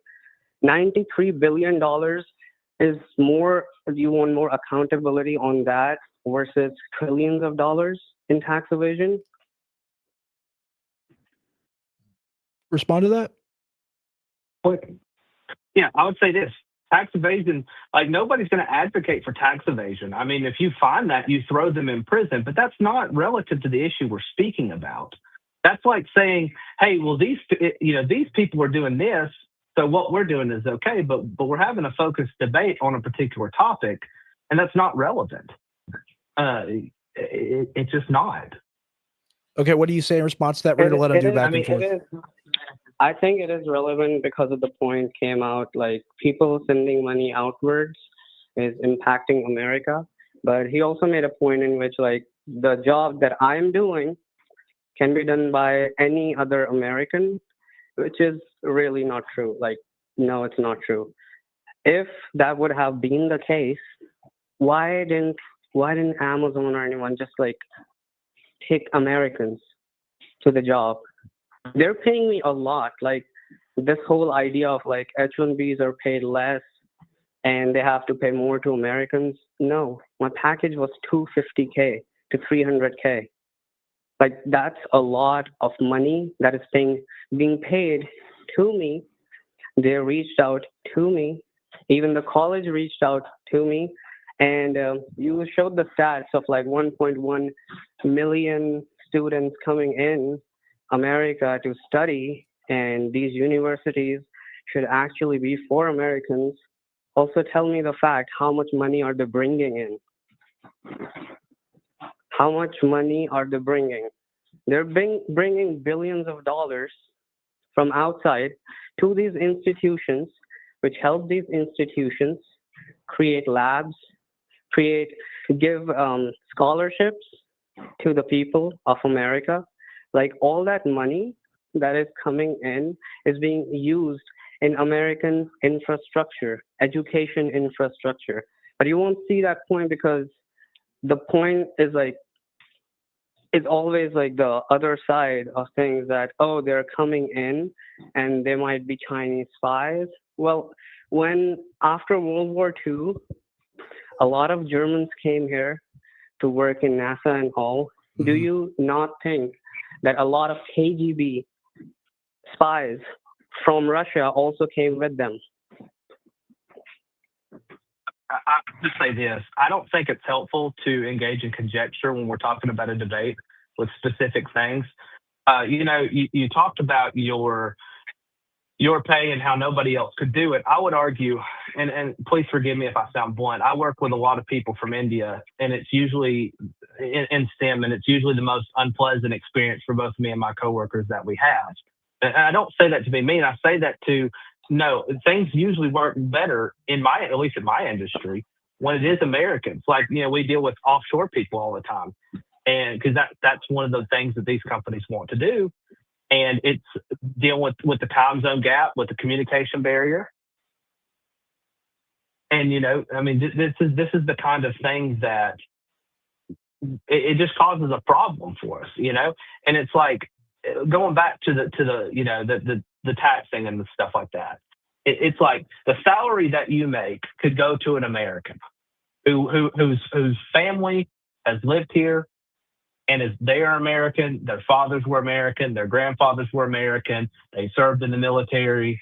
They actually have skin in the game. And previously in this debate, you talked about large Indian companies. Forgive my ignorance, but I can't name could you name us? And I'll give you a second to respond to this real quick. But can you name a single big company in India that rivals any of the American giants that we have? No, actually, because all the H-1Bs come to America. That's why. Okay, that's so if these people, right? This gets to the crux of the issue. If the immigrants are of a higher quality of being than us, they do jobs that we can't. They're smarter than us. Then why have they never built any of this in their own nation? They come, and the groundwork that our forefathers worked themselves to the bone to build, they step onto that foundation instead of building anything meaningful for themselves in their own nations. And it just kind of goes to show that, like, you come to American universities and you're taught by Americans. You take an American job and you're paid in dollars, in which case large amounts of money are being siphoned away to other nations. You're not contributing anything. You're just benefiting. And yeah, you could say you pay taxes. Everybody pays tax. And the American who would have the job in your place would pay the same taxes that you pay, because that's how taxes work. Taxes are not optional. It's not like you're volunteering to give the government money. Taxes are mandatory. So there can't be an appeal to like morality based off of that. Yeah. And I just to kind of keep the thing going, I want to introduce a couple other things that kind of encompass my whole issue with immigration. One of which is the physical strain that immigrants have on. Rex, I think you know which one to pull up, but the statistics show that over half of immigrants' households have used major welfare, like food stamps, all of that. No. You cannot go into any other immigration except H-1B. You are just digressing. All right, let's not talk over each other. Raj, Yeah. you just made a statement. New Groper respond, and then I think Raj had a line of questioning. We give you a response to that. No, hold on. Before we go there, I think we still keep it on H-1B because that is the main thing. Then we'll diverge after he has a chance to respond. Were those the terms that were set? But go ahead. That's what I was and told. H-1B. All right. Well, we said immigration. Go ahead, Raj. What are you saying? Yeah, so I was told in the show just H-1B and legal immigration. So that's all I have experience with. So I cannot tell about anything that the illegals are doing because I was never an illegal. But there's a lot of points that you made there. Is there a specific point that you want me to talk about? Just say respond to whichever ones you have responses to. I mean, you're free to respond how you want. I mean, I think the thing that I would like to respond to is, can you explain why you or not? I don't want to say you because I don't want to make it personal, but foreign immigrants on H-1B visas contributing to society is in any way unique and different compared to the Americans who have the jobs and pay the same tax rate. Oh, yeah, exactly. I can give you examples as well. I want to ask, do you think Elon Musk contributed? He came on H-1B. Do you think he contributed to America? It's going to be controversial, no. What is the Elon Musk purchased an American company and he builds rocket ships that do whatever. Practically speaking, in our day-to-day lives, he made a cool flamethrower. That was pretty cool. But no, I don't see him as a necessity by any means. So who do you think is a necessity? I would say our industry, like the major construction firms who do things like refractory.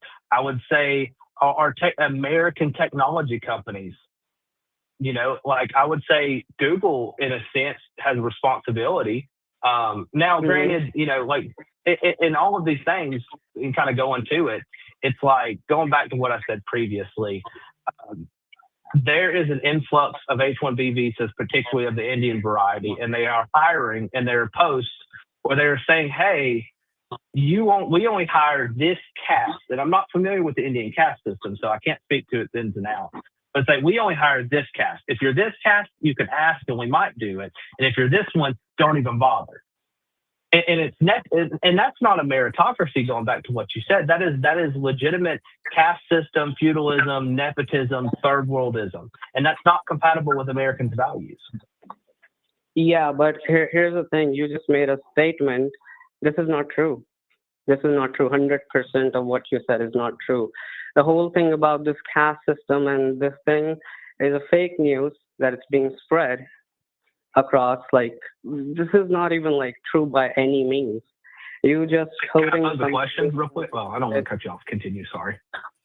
So he you just tweeted, saw a tweet or something and responded that Indians only hire Indians. That's not statistically true. That's not even true by any means. Elon Musk also hire Indians. Sundar Pichai, the CEO that was appointed by Sergey Brin, and then whoever he appointed are not all Indians. And this is a fact. Most of the Indians, and I cannot tell about 100% of it because I've seen a lot of people with a lot of bias in every race, country, everything. But whatever I have seen, no one has ever given me a job just because they were Indians or I am an Indian. I started a company here in Austin, got that company to $25 million. Now I am contributing to this country by giving Americans jobs. And whenever I want for a certain talent, I'll be tapping into H-1B to get the talent from wherever I want. And I'm willing to pay 100,000 for it because talent is such a unique thing that like you don't find everywhere. You might find it somewhere in the world if you search, but these are like these are numbers, and all the people from Elon Musk to Vivek to like Trump himself are not idiots that they're gonna just like get all of their like voting base out just to protect this whole H-1B thing. Like they can just stop it, but they know the consequences are gonna be like insane. These jobs that you're saying that are like people are gonna hire Americans, no. If this job is not gonna go to me, it's gonna like not go to like you or anyone else. What's gonna happen? I'm gonna stay somewhere else. Let's say like I'm some person that came on H-1B here, but like I did not get the job because H-1B is closed. That job is gonna get to me in India, and you know why? Because recently Google did $15 billion worth of investment in India because it's near the consequences that cannot like bring everyone here. But the talent concentration, which was there in Bangalore and Hyderabad, invested for data centers in there. Not just that, Nvidia, Meta, and your Marvel movies VFX that are being created are being offshored because there's such a high concentration. Can I respond to some of this real quick? Yeah, go ahead. Yeah.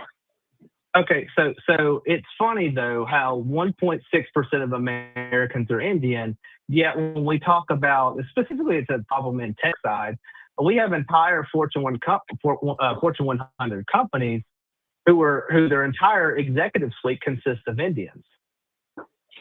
Yeah, and this is a prevailing thing. And you know, like you talked about how like if you know, we shut down H-1Bs, they would just offshore everything. My solution would be for the government to place 1,000% tariffs on these companies to tariff them into oblivion. Because if we can't, like if you, or for that matter, move your headquarters and submit yourself to Indian law or whatever nation that you want to move to.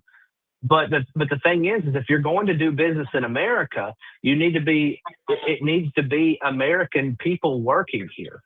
And that's the crux of the issue. You know, it's like this whole idea of every other nation functions this way. Of there is a sense of nationalism in their own people, except for America, and we're the ones who are told to accept everybody. And you know, we're a melting pot or blah blah blah, whatever we have. And it's like if we can't exist as a nation of our own people for ourselves, then we have nowhere because this is our home. Because if things go bad for you here, guess what you get to do? You get to go on a flight and go back home to India. If things go bad here in America, I have to deal with it. This is my home. I have nowhere else. And that's the thing. It's like what you're touching on is essentially, corporate corruption that does need to be handled by the government. The government does need to intervene in this, but they won't because they get kickbacks because they are corrupt. Going back to like what you said about them evading taxes, which is yeah, they're corrupt. We have problems, but and real quick, as a point of clarification from Rex and Tim, so is general immigration not a part of this? We want to. So the thing. I guess not. I thought it was, but if that was the parameters that Tim set with Raj, then that's fair for him because that's what he agreed. The thing is, I would like to hear it. The thing is if we go into like illegal immigrants. Well, what he was saying, what Raj was saying is that like if we go down that route, that's not something he's going to argue because you guys are going to agree on certain things. May I speak just for a second? I want to make this point here, and I'm not trying to speak for either of you. Here's how I see the immigration debate going. New Groyper is not only pursuing this from the perspective of the H-1B being like the worst thing happening in the world as regards to our immigration system right now. I think what New Groyper is trying to make the point of is that we have a country that's experienced massive immigration like we haven't really seen before, especially over the past decade. And the contributing factor that legal immigration brings to that is just another, added portion of the bucket. And I think he's going to make that argument. I'm not sure how Raj would respond to that, but New Groyper, go ahead. I don't want to speak for you. Yeah, no. So I focused. I didn't when I put this stuff together for this debate today, I didn't look into illegal immigration because it's illegal and they all need to go home. Like, Right. and I think we're in agreement on that. What I wanted to specifically speak on was talking about the people who, because if you're here legally, you're on a work visa, right? You're either a refugee or you're on a work visa, generally speaking. And it's and you know what the statistics that I'm seeing is that speaking on homes, you know, immigration as in a general sense, particularly H-1B, and this is how it relates because you guys do come over here and live.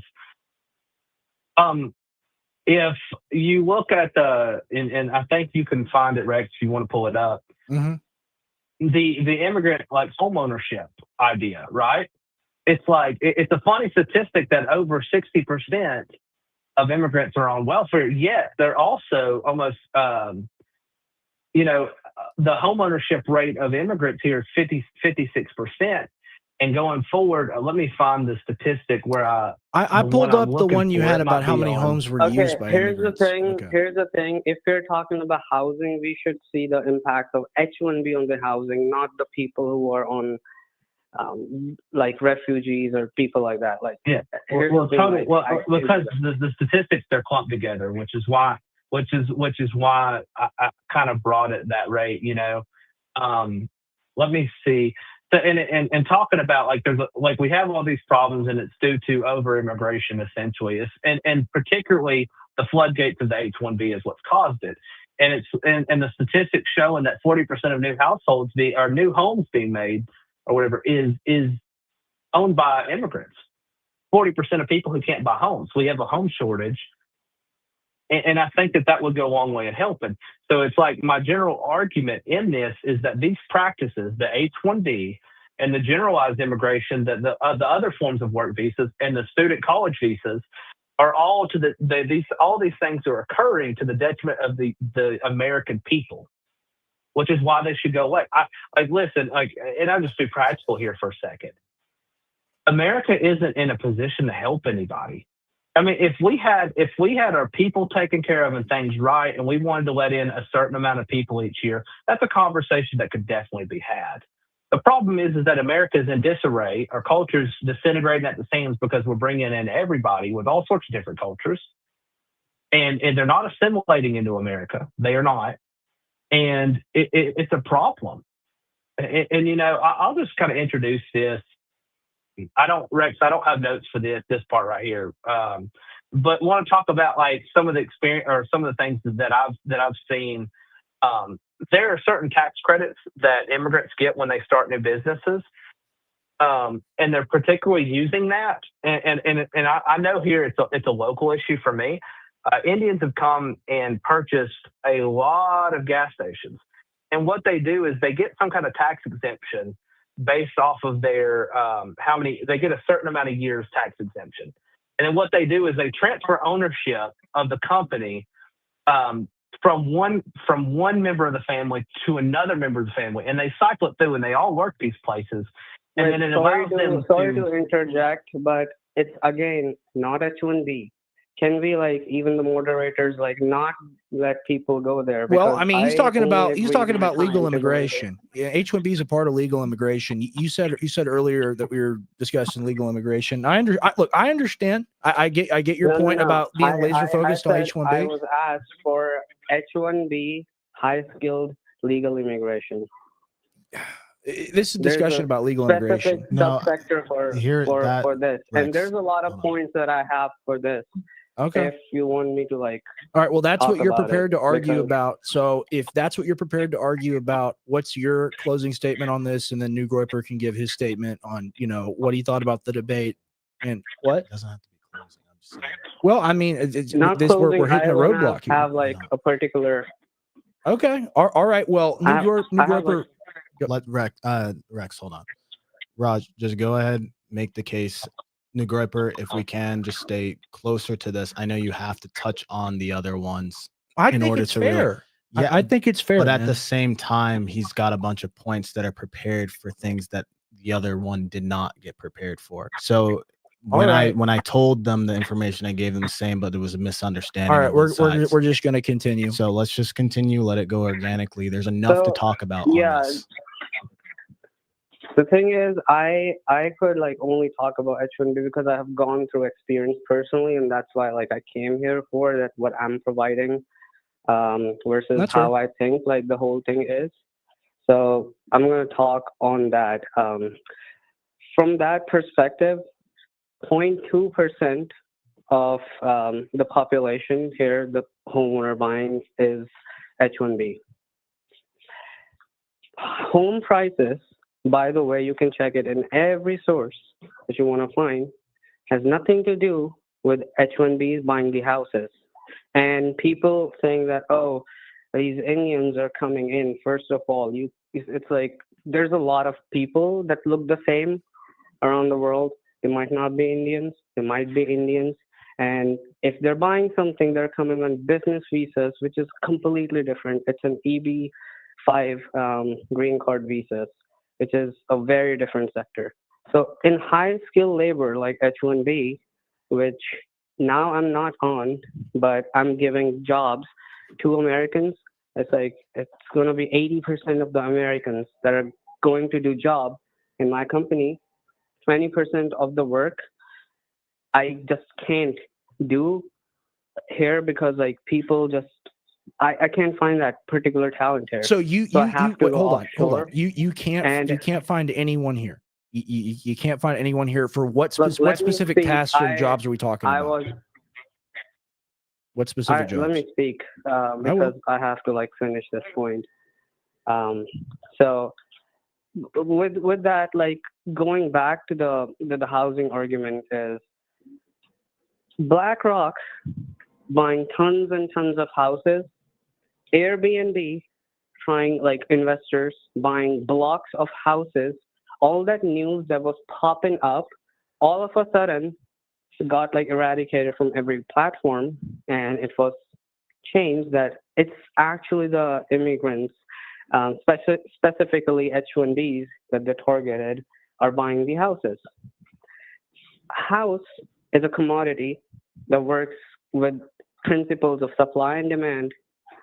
And supply and demand, right now, boomers have like 40 to 60%, which it's pretty legal and they should be holding that property. But a large chunk is being owned by big corporations like Vanguard and BlackRock. And I know like a lot of people listening here have heard this. It was a big thing, and Right. now it's not This is true. because This that's is what correct. these corporations are good at, hiding.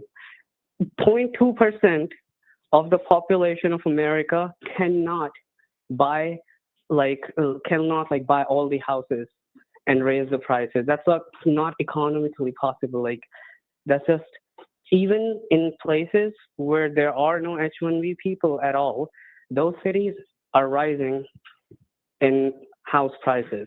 And you can check this fact. Sure. Can I respond to some of that real quick? Yes. Yeah.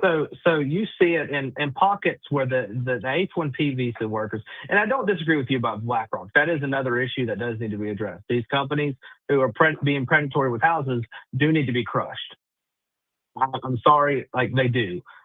But we're speaking specifically here to the effect of the H-1B visas in America, and you see it in these towns like Austin, like the big Silicon Valley. You see it where they all of these people flood the market at once because they do a mass hiring when they open these new facilities, and they're H-1B people. Like I don't have a problem if it's Americans because, like I said, this is their home. Like I'll pose this question to you: if things get bad here in America, would you stay or would you go home? I have residency here. I'm going to stay here because I have a company which is, as I said, 25 million. Let me just reinforce this. If things got bad here, like what Rex and them have talked about, the possibilities, you're not going to get on a plane and go to India? That if I like unrest and all of that. What kind of wrong? Civil war. He's talking the about like civil World unrest War and things World that- War yeah, III. like Civil civil domestic war, war. political unrest, political violence. No, I'll give you a chance to answer that. Would you honestly, would you stay? Would I stay in a political unrest if look, this is a pretty hypothetical question to the point, and I will like tell you both the sides where I would go back and where I'm going to stay in both the context. If it comes down that everything is just gone, all the business that I just made and everything is just gone, and there's like nothing left for me to do, I can't stay. And here's the thing. You cannot ask me to stay because I have a green card, which is a residency, but I haven't taken citizenship. Once I take citizenship, India does not allow dual citizenship, so I cannot go back. So if someone comes and takes a citizenship here, then they have to stay. But I'm not a citizen. Not So allowed why- dual citizenship? No, You have to India renounce doesn't your allow citizenship You in can India. fact check that. Yeah, you would have to renounce your That's an citizenship. interesting tidbit. You have to renounce well, it. So you see the difference. It's like you citizen I get what you're versus saying. someone doing job. So tell me this: are you appreciative of the fact that my company is giving jobs to 80% of Americans, or are you like hating me for the fact that the 20% of the rest of the jobs should also go to Americans that I have to offshore around the world? By the way, I'm a not to Christian. India, around the world. Yeah, no, I'm a Christian. I don't believe in hating anyone. That's not what we're called to do as people. But I would say this: if you're in America, it does need to be 100%. I mean, it does. And you know, at the end of the day, and I don't mean this to sound mean, but what you're doing here could be done by an American here. If Americans were, well, see, here's the thing: all these other nations come and they compete with Americans here. And if Americans can't have their own, like I would get like an international, like, you know, or not even that, like in America, Americans have a right to pursue the promise that America has given them as their people. And if we can't do that because we're having to compete with diversity, equity, and inclusion, you know, like literally there are studies and official policies in these major universities that have said that you have to have so many of X, Y, and Z. And then they place different categories based off of that, you know, which I would agree, I would say is discriminatory. It's like we have to compete against the entire world in our own nation. But the whole purpose of our nation was not to be this hyper competitive space for everyone. It was to be home for us. And that's my whole point. It's like our immigration and H-1B and all of it together cannot happen at the detriment to the American people. It cannot, it should not, it is an injustice that needs to be corrected. And that's my whole point. You know, and like I said, guys, you can sum that up as the argument, but that's kind of where I stand is it's incompatible with the preamble of the Constitution, going back to the very beginning. Like, And we are I'm a country saying for the people, DEI by the people. Go ahead. Sorry. The DEI does not apply to people outside America, by the way. The DEI was specially based. If you see the acceptance rate of Asians in Harvard, you will know, by the way. It's the most DEI that benefits are given to American minority communities like Black and Hispanics, not the Asian people or the people from outside. Look, you can do anything here in the country.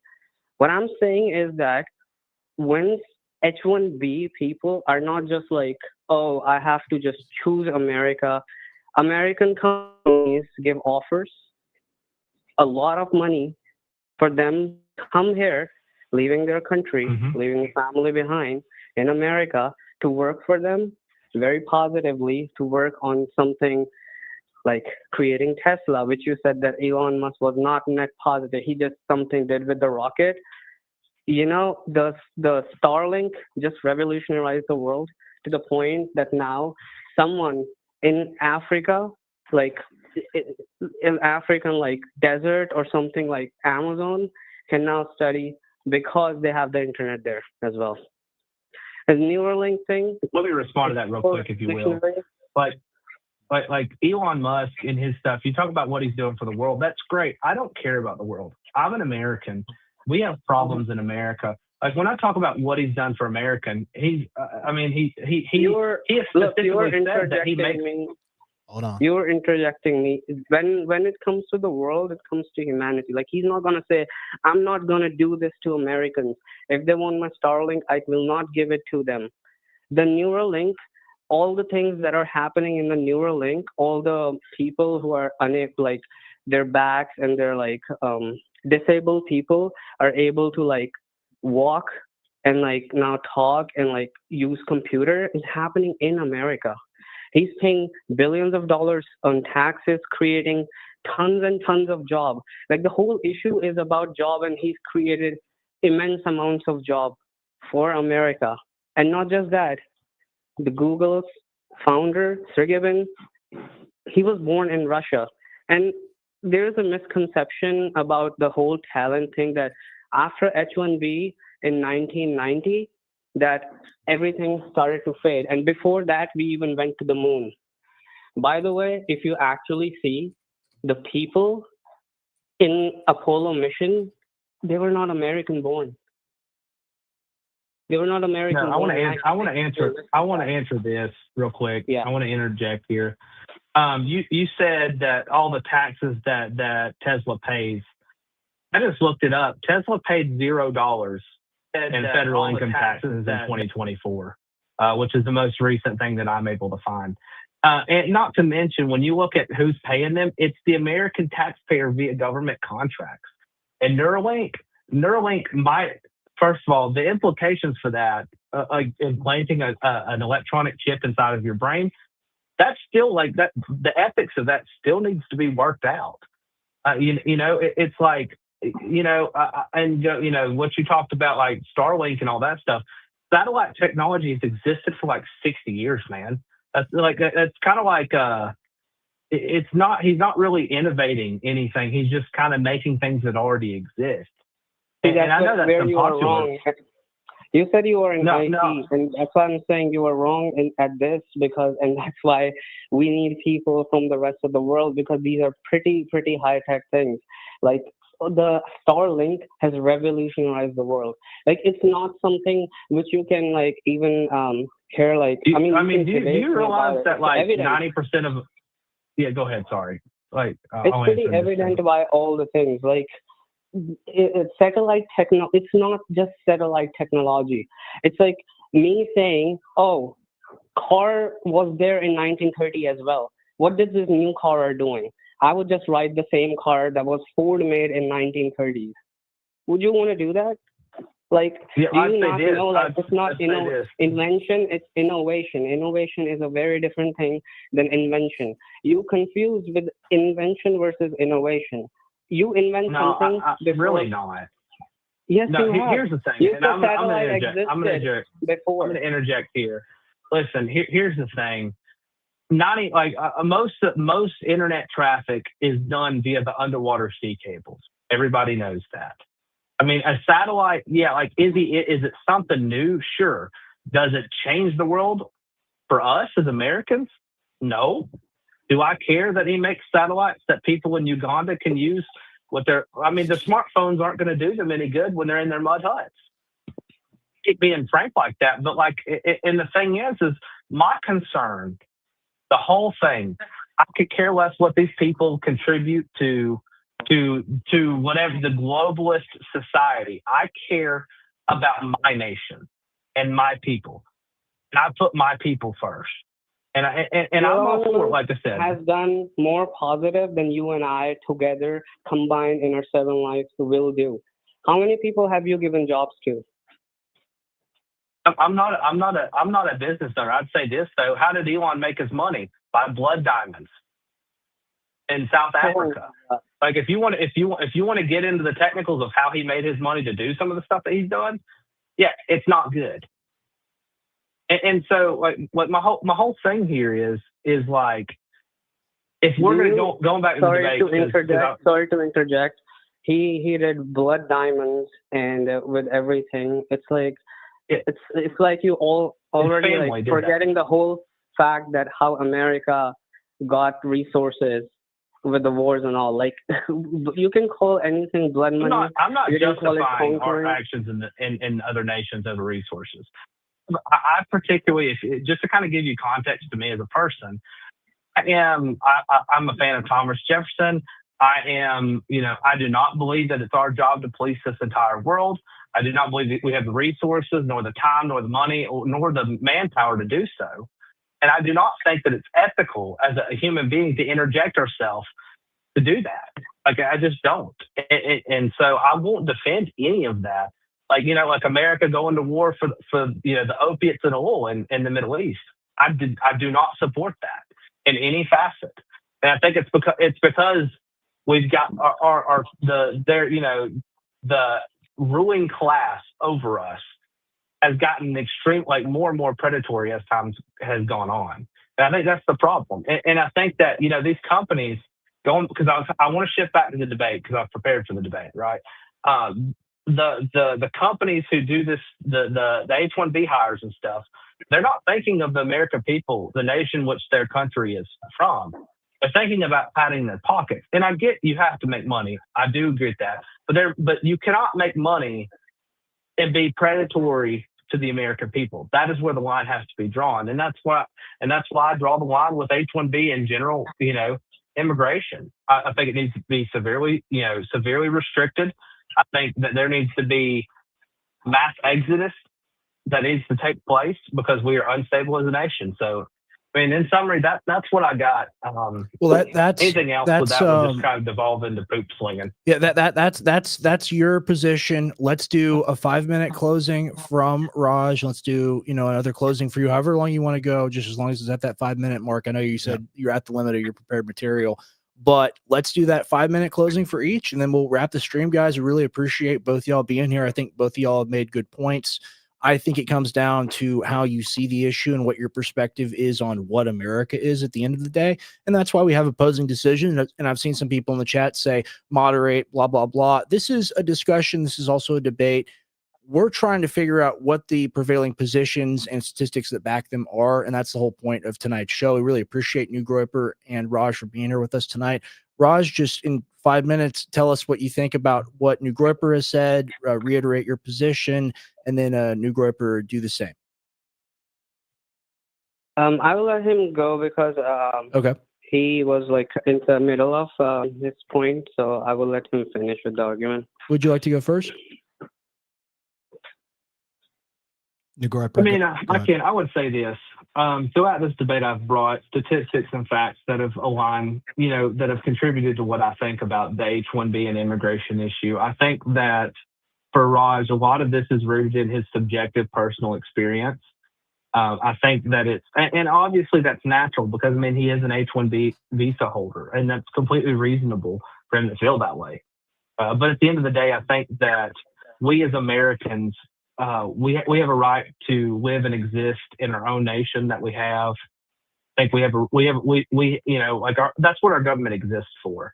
And so if a government who will not stand for its people will neither have a nation nor its people at the end of the day. Like if we do not handle this, America will cease to exist. It will turn into something like what you see on like Cyberpunk 2077, where we're going. And that's not conducive to the things that are outlined in the Constitution, which is what America's supposed to be about. So, in conclusion, I'd say, hey, shut it down. And, not saying that these people aren't nice people or, anything like that. I'm just saying we are not in a position as the United States to handle this. And so, unfortunately, we need to make changes that are in our best interest, because if we won't put our best interest at first, then nobody else will. Okay. That's what I have. Raj? Yeah, so you said that most of my things were subjective and you put like stats into it, but the stats were like very, very one-sided kind of stats. Like I gave like reference like to like a lot of things which are out there, and you can just like right now, because I thought the moderator is gonna like fact check most of the things. With housing, first of all, let me go into each thing. Housing has nothing to do with H-1Bs. It's a fact. You can just like type down like in AI ask for sources Doing it right now. that who has most of the houses, like who has basically most of the houses, who owns most of the houses, or just basically ask like, are H1B are responsible for house prices going up in America? And you will know the answer. Second thing is interpretation of American Constitution can be done in multiple ways. You are interpreting it this way. The the tech companies are interpreting it in other ways, and not everyone is predatory. Like I came here, as I said, I'm giving 80% jobs to Americans. That people will work, they will get that money. Like how am I predatory? I'm taking resources because I'm living in a country, so I will make resources and I will give back with all the tech and innovation I would do. Secondly, people like Elon Musk, we should give credit to them because we are using technologies and you never know like which technology has been made by whom. 45% of Fortune 500 companies are started by immigrants, like foreign born. And the and that's like these companies is what you're proud of when you say America is so good. What is the rest of the world doing? We are doing so much in tech, we are doing that, and why can't like people go back and do that? Well, you did that. You didn't see the collaboration of everything. This is meritocracy is not something, it's not a joke. Like that's how humans have been. You know where meritocracy isn't? North Korea, Soviet Union, where basically like those scientists, whatever they made, are being taken from them and then distributed in general public. What happened next, we all know. And before H1B, because H1B is just like a name change of like getting most of the talent of like extraordinary talent to American shores. Just look it up, guys. Like how many people in Apollo and like all these missions that happened after World War II. Even Einstein was a German citizen. He was born in Germany, What do you want later us to given look up? citizenship of America. These are all facts like you can search. What did So you like want us I to look cannot up? just send everything. Like just search like the um, citizenship of like let's say Einstein. Let's see the citizenship of Well, I Einstein. mean, he was an immigrant, of course. Like where he was born. He was born in Germany, of course. Yeah, he was immigrant, and you know that. And do you think he did not contribute to America? He lived in a what lot is of different contribution places. If to I'm not America mistaken, that he you also have? renounced. Yeah, I'd say this, and this is going to be unpopular, but I think we don't have time for the sake of the debate, so I hate to introduce it, but I think there's a fundamental difference between Western immigrants and Eastern immigrants. I think that we share no common culture with Western immigrants, and I think that also adds, it's an Eastern, aspect you that we mean? weren't able to get I believe you into. meant But to yeah, say Eastern. You said Western. yeah, like Eastern, as in like Western nations, as in like European nations, and Eastern would be like India and China and other places that have entirely different cultures. But like I said, I hate You would introducing that think at that the way, but closing, that's actually like not true. The tech culture is the same. That's why they come here and talk. And you said like you cannot like communicate with there's communication gap when it comes to Indians. You are communicating with me pretty fine, And people that have been doing business not every with one me, of them speak as you do. I would just say that in my experience, a lot of them are unintelligible for me. Like I can't understand them. and that's why I am the one who came on H1B and doing the green card. And that's why I'm saying kick those people out who are just bad because they're coming off of scam and cheap labor. But people like me are good. I worked hard, paid all my taxes, zero DUI, not even speeding ticket ever, and then doing 80%, giving 80% job to Americans, like buying, like helping out in the church, in my community where it is. I donated to the church, going even to like learn Bible so that I can learn the culture that is like around me. I'm doing everything. But then someone will come and be like, oh, you look different and you're from India, so your culture will be different than someone from, Siberia. Because even though a Russian culture will be very, very different than a culture of London or UK, he is white at the end of the day. So, and I'm not. But I have grown up watching all the Hollywood movies, everything that there is to know about like America, as much as I can learn from my country.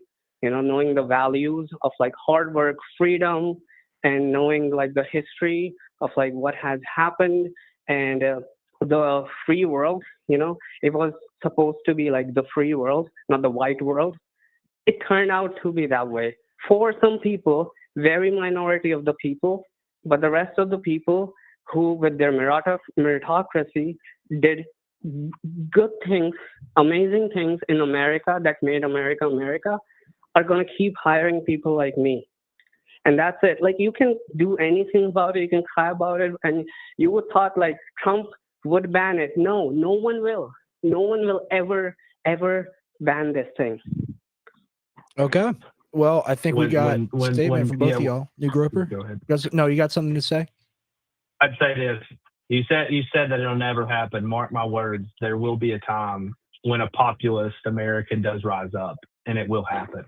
Now, as I said, I don't think you're a bad guy. I want to reiterate that. I don't, but I was speaking on general issues related to these, on the whole. So just want you to know that it's not like I hate you by no means. I want to make that very clear. But yeah, that's all I got. Well, yeah, no, same here. Look, like I love America. I love American people. I just think that anyone who works like me to 12 hours to 16 hours a day can achieve anything. And it's like, I love everything about America, and I'm not just going to like leave.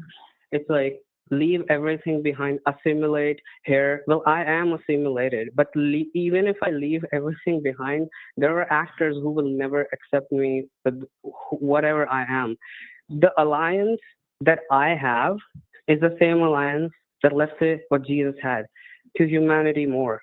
Like, you can be like, oh, that because of this something happened economically. Like, money, if everything boils down to money and not humanity and love at the end of the day, then it's like, why are we even humans for? okay. It just boils down to like house prices and like if I'm getting a job or not, you know? All right. Well, Thank you, guys. yeah, we appreciate both of y'all's viewpoints. Obviously, we'll have both of y'all on again to discuss, maybe this, maybe other topics. We're going to do a lot more of these call-in debate shows. We're going to get better at doing them. Tonight was more of a discussion, and obviously, like, callers weren't necessarily sure on some of the parameters. We got a little mixed up there, but I think we had a very productive conversation. And more importantly than that, I think that we realized where people stand on this issue and the arguments they make, like New Groiper making American nationalist position, Raj obviously making the legal immigrant, pro-humanity, as he states it, perspective. And, I think both arguments, they have some valid points to them. Obviously, like, I'm be honest with you, I agree more with New Groiper. I know Tim agrees more with Raj, and that's fair, and that's how things are. You see, I'm kind of like, I agree with some of the points New Groiper is saying. In general, you kicked them? kicked. Yeah, yeah. Okay. Yeah, I removed. Okay, It's sorry, just us here. You're all good. So, I thought this was fantastic. Whether other people might have different opinions, but I think the biggest thing for me is just to get representation from different groups. That way, we don't just have like an echo chamber. Yeah, I mean, And we're not on here saying immigration great. We're also not on here saying no No. immigration. Like, we're having a conversation where obviously these things are nuanced. I mean, like, obviously, like, to someone like New Groiper, the opinion is pretty much like this is the black and white opinion, and I agree more with him. And I've said that. That being said, I do believe in the gray area that we talk about all the time. And right? and my thing, and I think this is what Raj wasn't able to fully portray of what his point was getting. And here's my standpoint on all of this. Right. I think the only thing I don't like to do is put it to an extreme to where it's binary and it's a 1 and 0. And I made this point on the last episode. His thing is like shut it all down. The thing that people don't realize is when you shut something completely down, you don't actually know what the ramifications are. And part of the reason why we're in some of the messes that we're in is because we make these like unilateral knee-jerk decisions. We don't even know how intertwined the system is and who's important where, or what systems have been created by some very important people who may be on H-1Bs. Now, the thing I don't like about H-1B is when it's becoming, and this is where New Groiper was kind of like, he didn't hit this point, but this is where he was going. The practices, the malpractices, when it comes down to like some of the corporations like Tata that go and like pull people from overseas in India that like are not the same as Raj. They're just the guys who would like just normal Joe Schmoes who would just take a cheaper wage to do the job here. That shit needs to go. I think the whole H-1B system needs to be reformed, but it needs to not You be like removed. the value in it of being able to get the best people in the world working here. That's what I want. I don't want the Joe Schmo who's not going to provide an extreme amount of value to America, because ultimately, at the end of the day, anything that comes into the country, he was trying to say that the money goes back. A lot of it actually stays here, and that's money that circulates. A lot of it does leave. But when some of it gets sent back home. But I'm saying when you buy something here or you're living here, that's circulation of money that happens here. Well, I'm gonna argue a point. So you looked up the statistic of like how do H-1B holders impact the housing economy and prices, right? And we got the result. I don't think we threw it up, but it was negligible. It was right? negligible. It was negligible. However, new homeowners, the statistic that New Groiper uses, it's 40% for immigrants. I know it doesn't includes H-1B, includes a whole lot of other things. I don't think it's fair necessarily to have the total conversation be about H-1B. I think it's also about immigration, because these statistics, like you can say, oh, they're mixed, and you could say like a larger majority comes from somewhere else. It's still a factor in that. And I think the point New Groiper was making is, look, it's great they come over here and they provide value and they get the high paying job, right? It's not like the H-1B situation you're talking about, where someone's like Joe Schmo and they get a job and they're underpaid. No, they're actually paid a lot to come over here because of the skill. That being said, are they the only people that could get paid that amount for that skill? I would say that Raj is making the argument, yes. I'd say New Groiper's making the point, no. And my standpoint on is that, because I've worked in STEM, I've worked in STEM. It's case by case. There are scenarios where there could be a qualified, but there's genuinely times where like somebody who comes from out of seas, because they've been brought up a completely different way, there isn't a replacement for that particular person, because they're a unique individual with different skill sets. That does exist, because there's certain things here in America that we don't build systems around that they do internationally, and they come with that skill set to bring it here. That does happen. And that was one of the things that Trump was trying to make clear. Didn't do a good job of that, of the whole battery situation that they did, where they like put up these South Koreans or something like that. But my whole point with this is, like, when it comes down to that number you're talking about, like the 40% going to immigrants, yeah, we can say, well, this is a big issue, X, Y, and Z, but like, including Raj, you, me, like even New Groiper, we don't actually know what the nuance of like what's driving that, who's like where is the money coming from? Like, are Americans making certain decisions that these foreigners are not? Because one thing I will say is I have seen some of the international, I have seen some of the international people make different decisions when they move to America, because it's like the most hardworking people that come overseas and they've been taught financial literacy. And then it's a broken system here where like the average person with their stimulus checks went and bought Jordans when they should have just been saving for their first down payment on a house. So it's like nuances like that. And that's not every scenario, but I'm just saying. I know, but the thing is, it feels like denigrating Americans at the end of the day to be like, hey, like the Americans are stupid. The Americans don't know how to spend their money. The Americans don't know how to do these jobs. Answer simple. We bring the people in that know how to do the jobs and know how to spend the money. We're bringing in better citizens, because the ones we have at home, they're not good enough. We have to bring in better future citizens. That's the argument. I see. That's no, what but it is. that is where you're going with just like the absolute. That is not what that's not exactly the situation. well, That's like provide the if nuance. that's like if we just started importing. America has been open for generations. Okay. It's not something that just happened overnight. This has been a process. Before, when Americans were a majority of the people coming in, there were still immigrants coming in here and assimilating and doing all the same thing. The problem is we haven't addressed the root issues of what happens when we privatize. Remember, we were talking about Reaganomics and all the things that happen with that. There's a lot of predatory practices that happen from a governmental level, and the politicians and these Black Rocks, those are what actually have driven most of the problems in the first place. And sometimes what happens is, like, some of these immigrants are somehow skirting around that because they've figured out, or they had enough money from coming in from a better situation outside, and the American had already been fucked by our own system.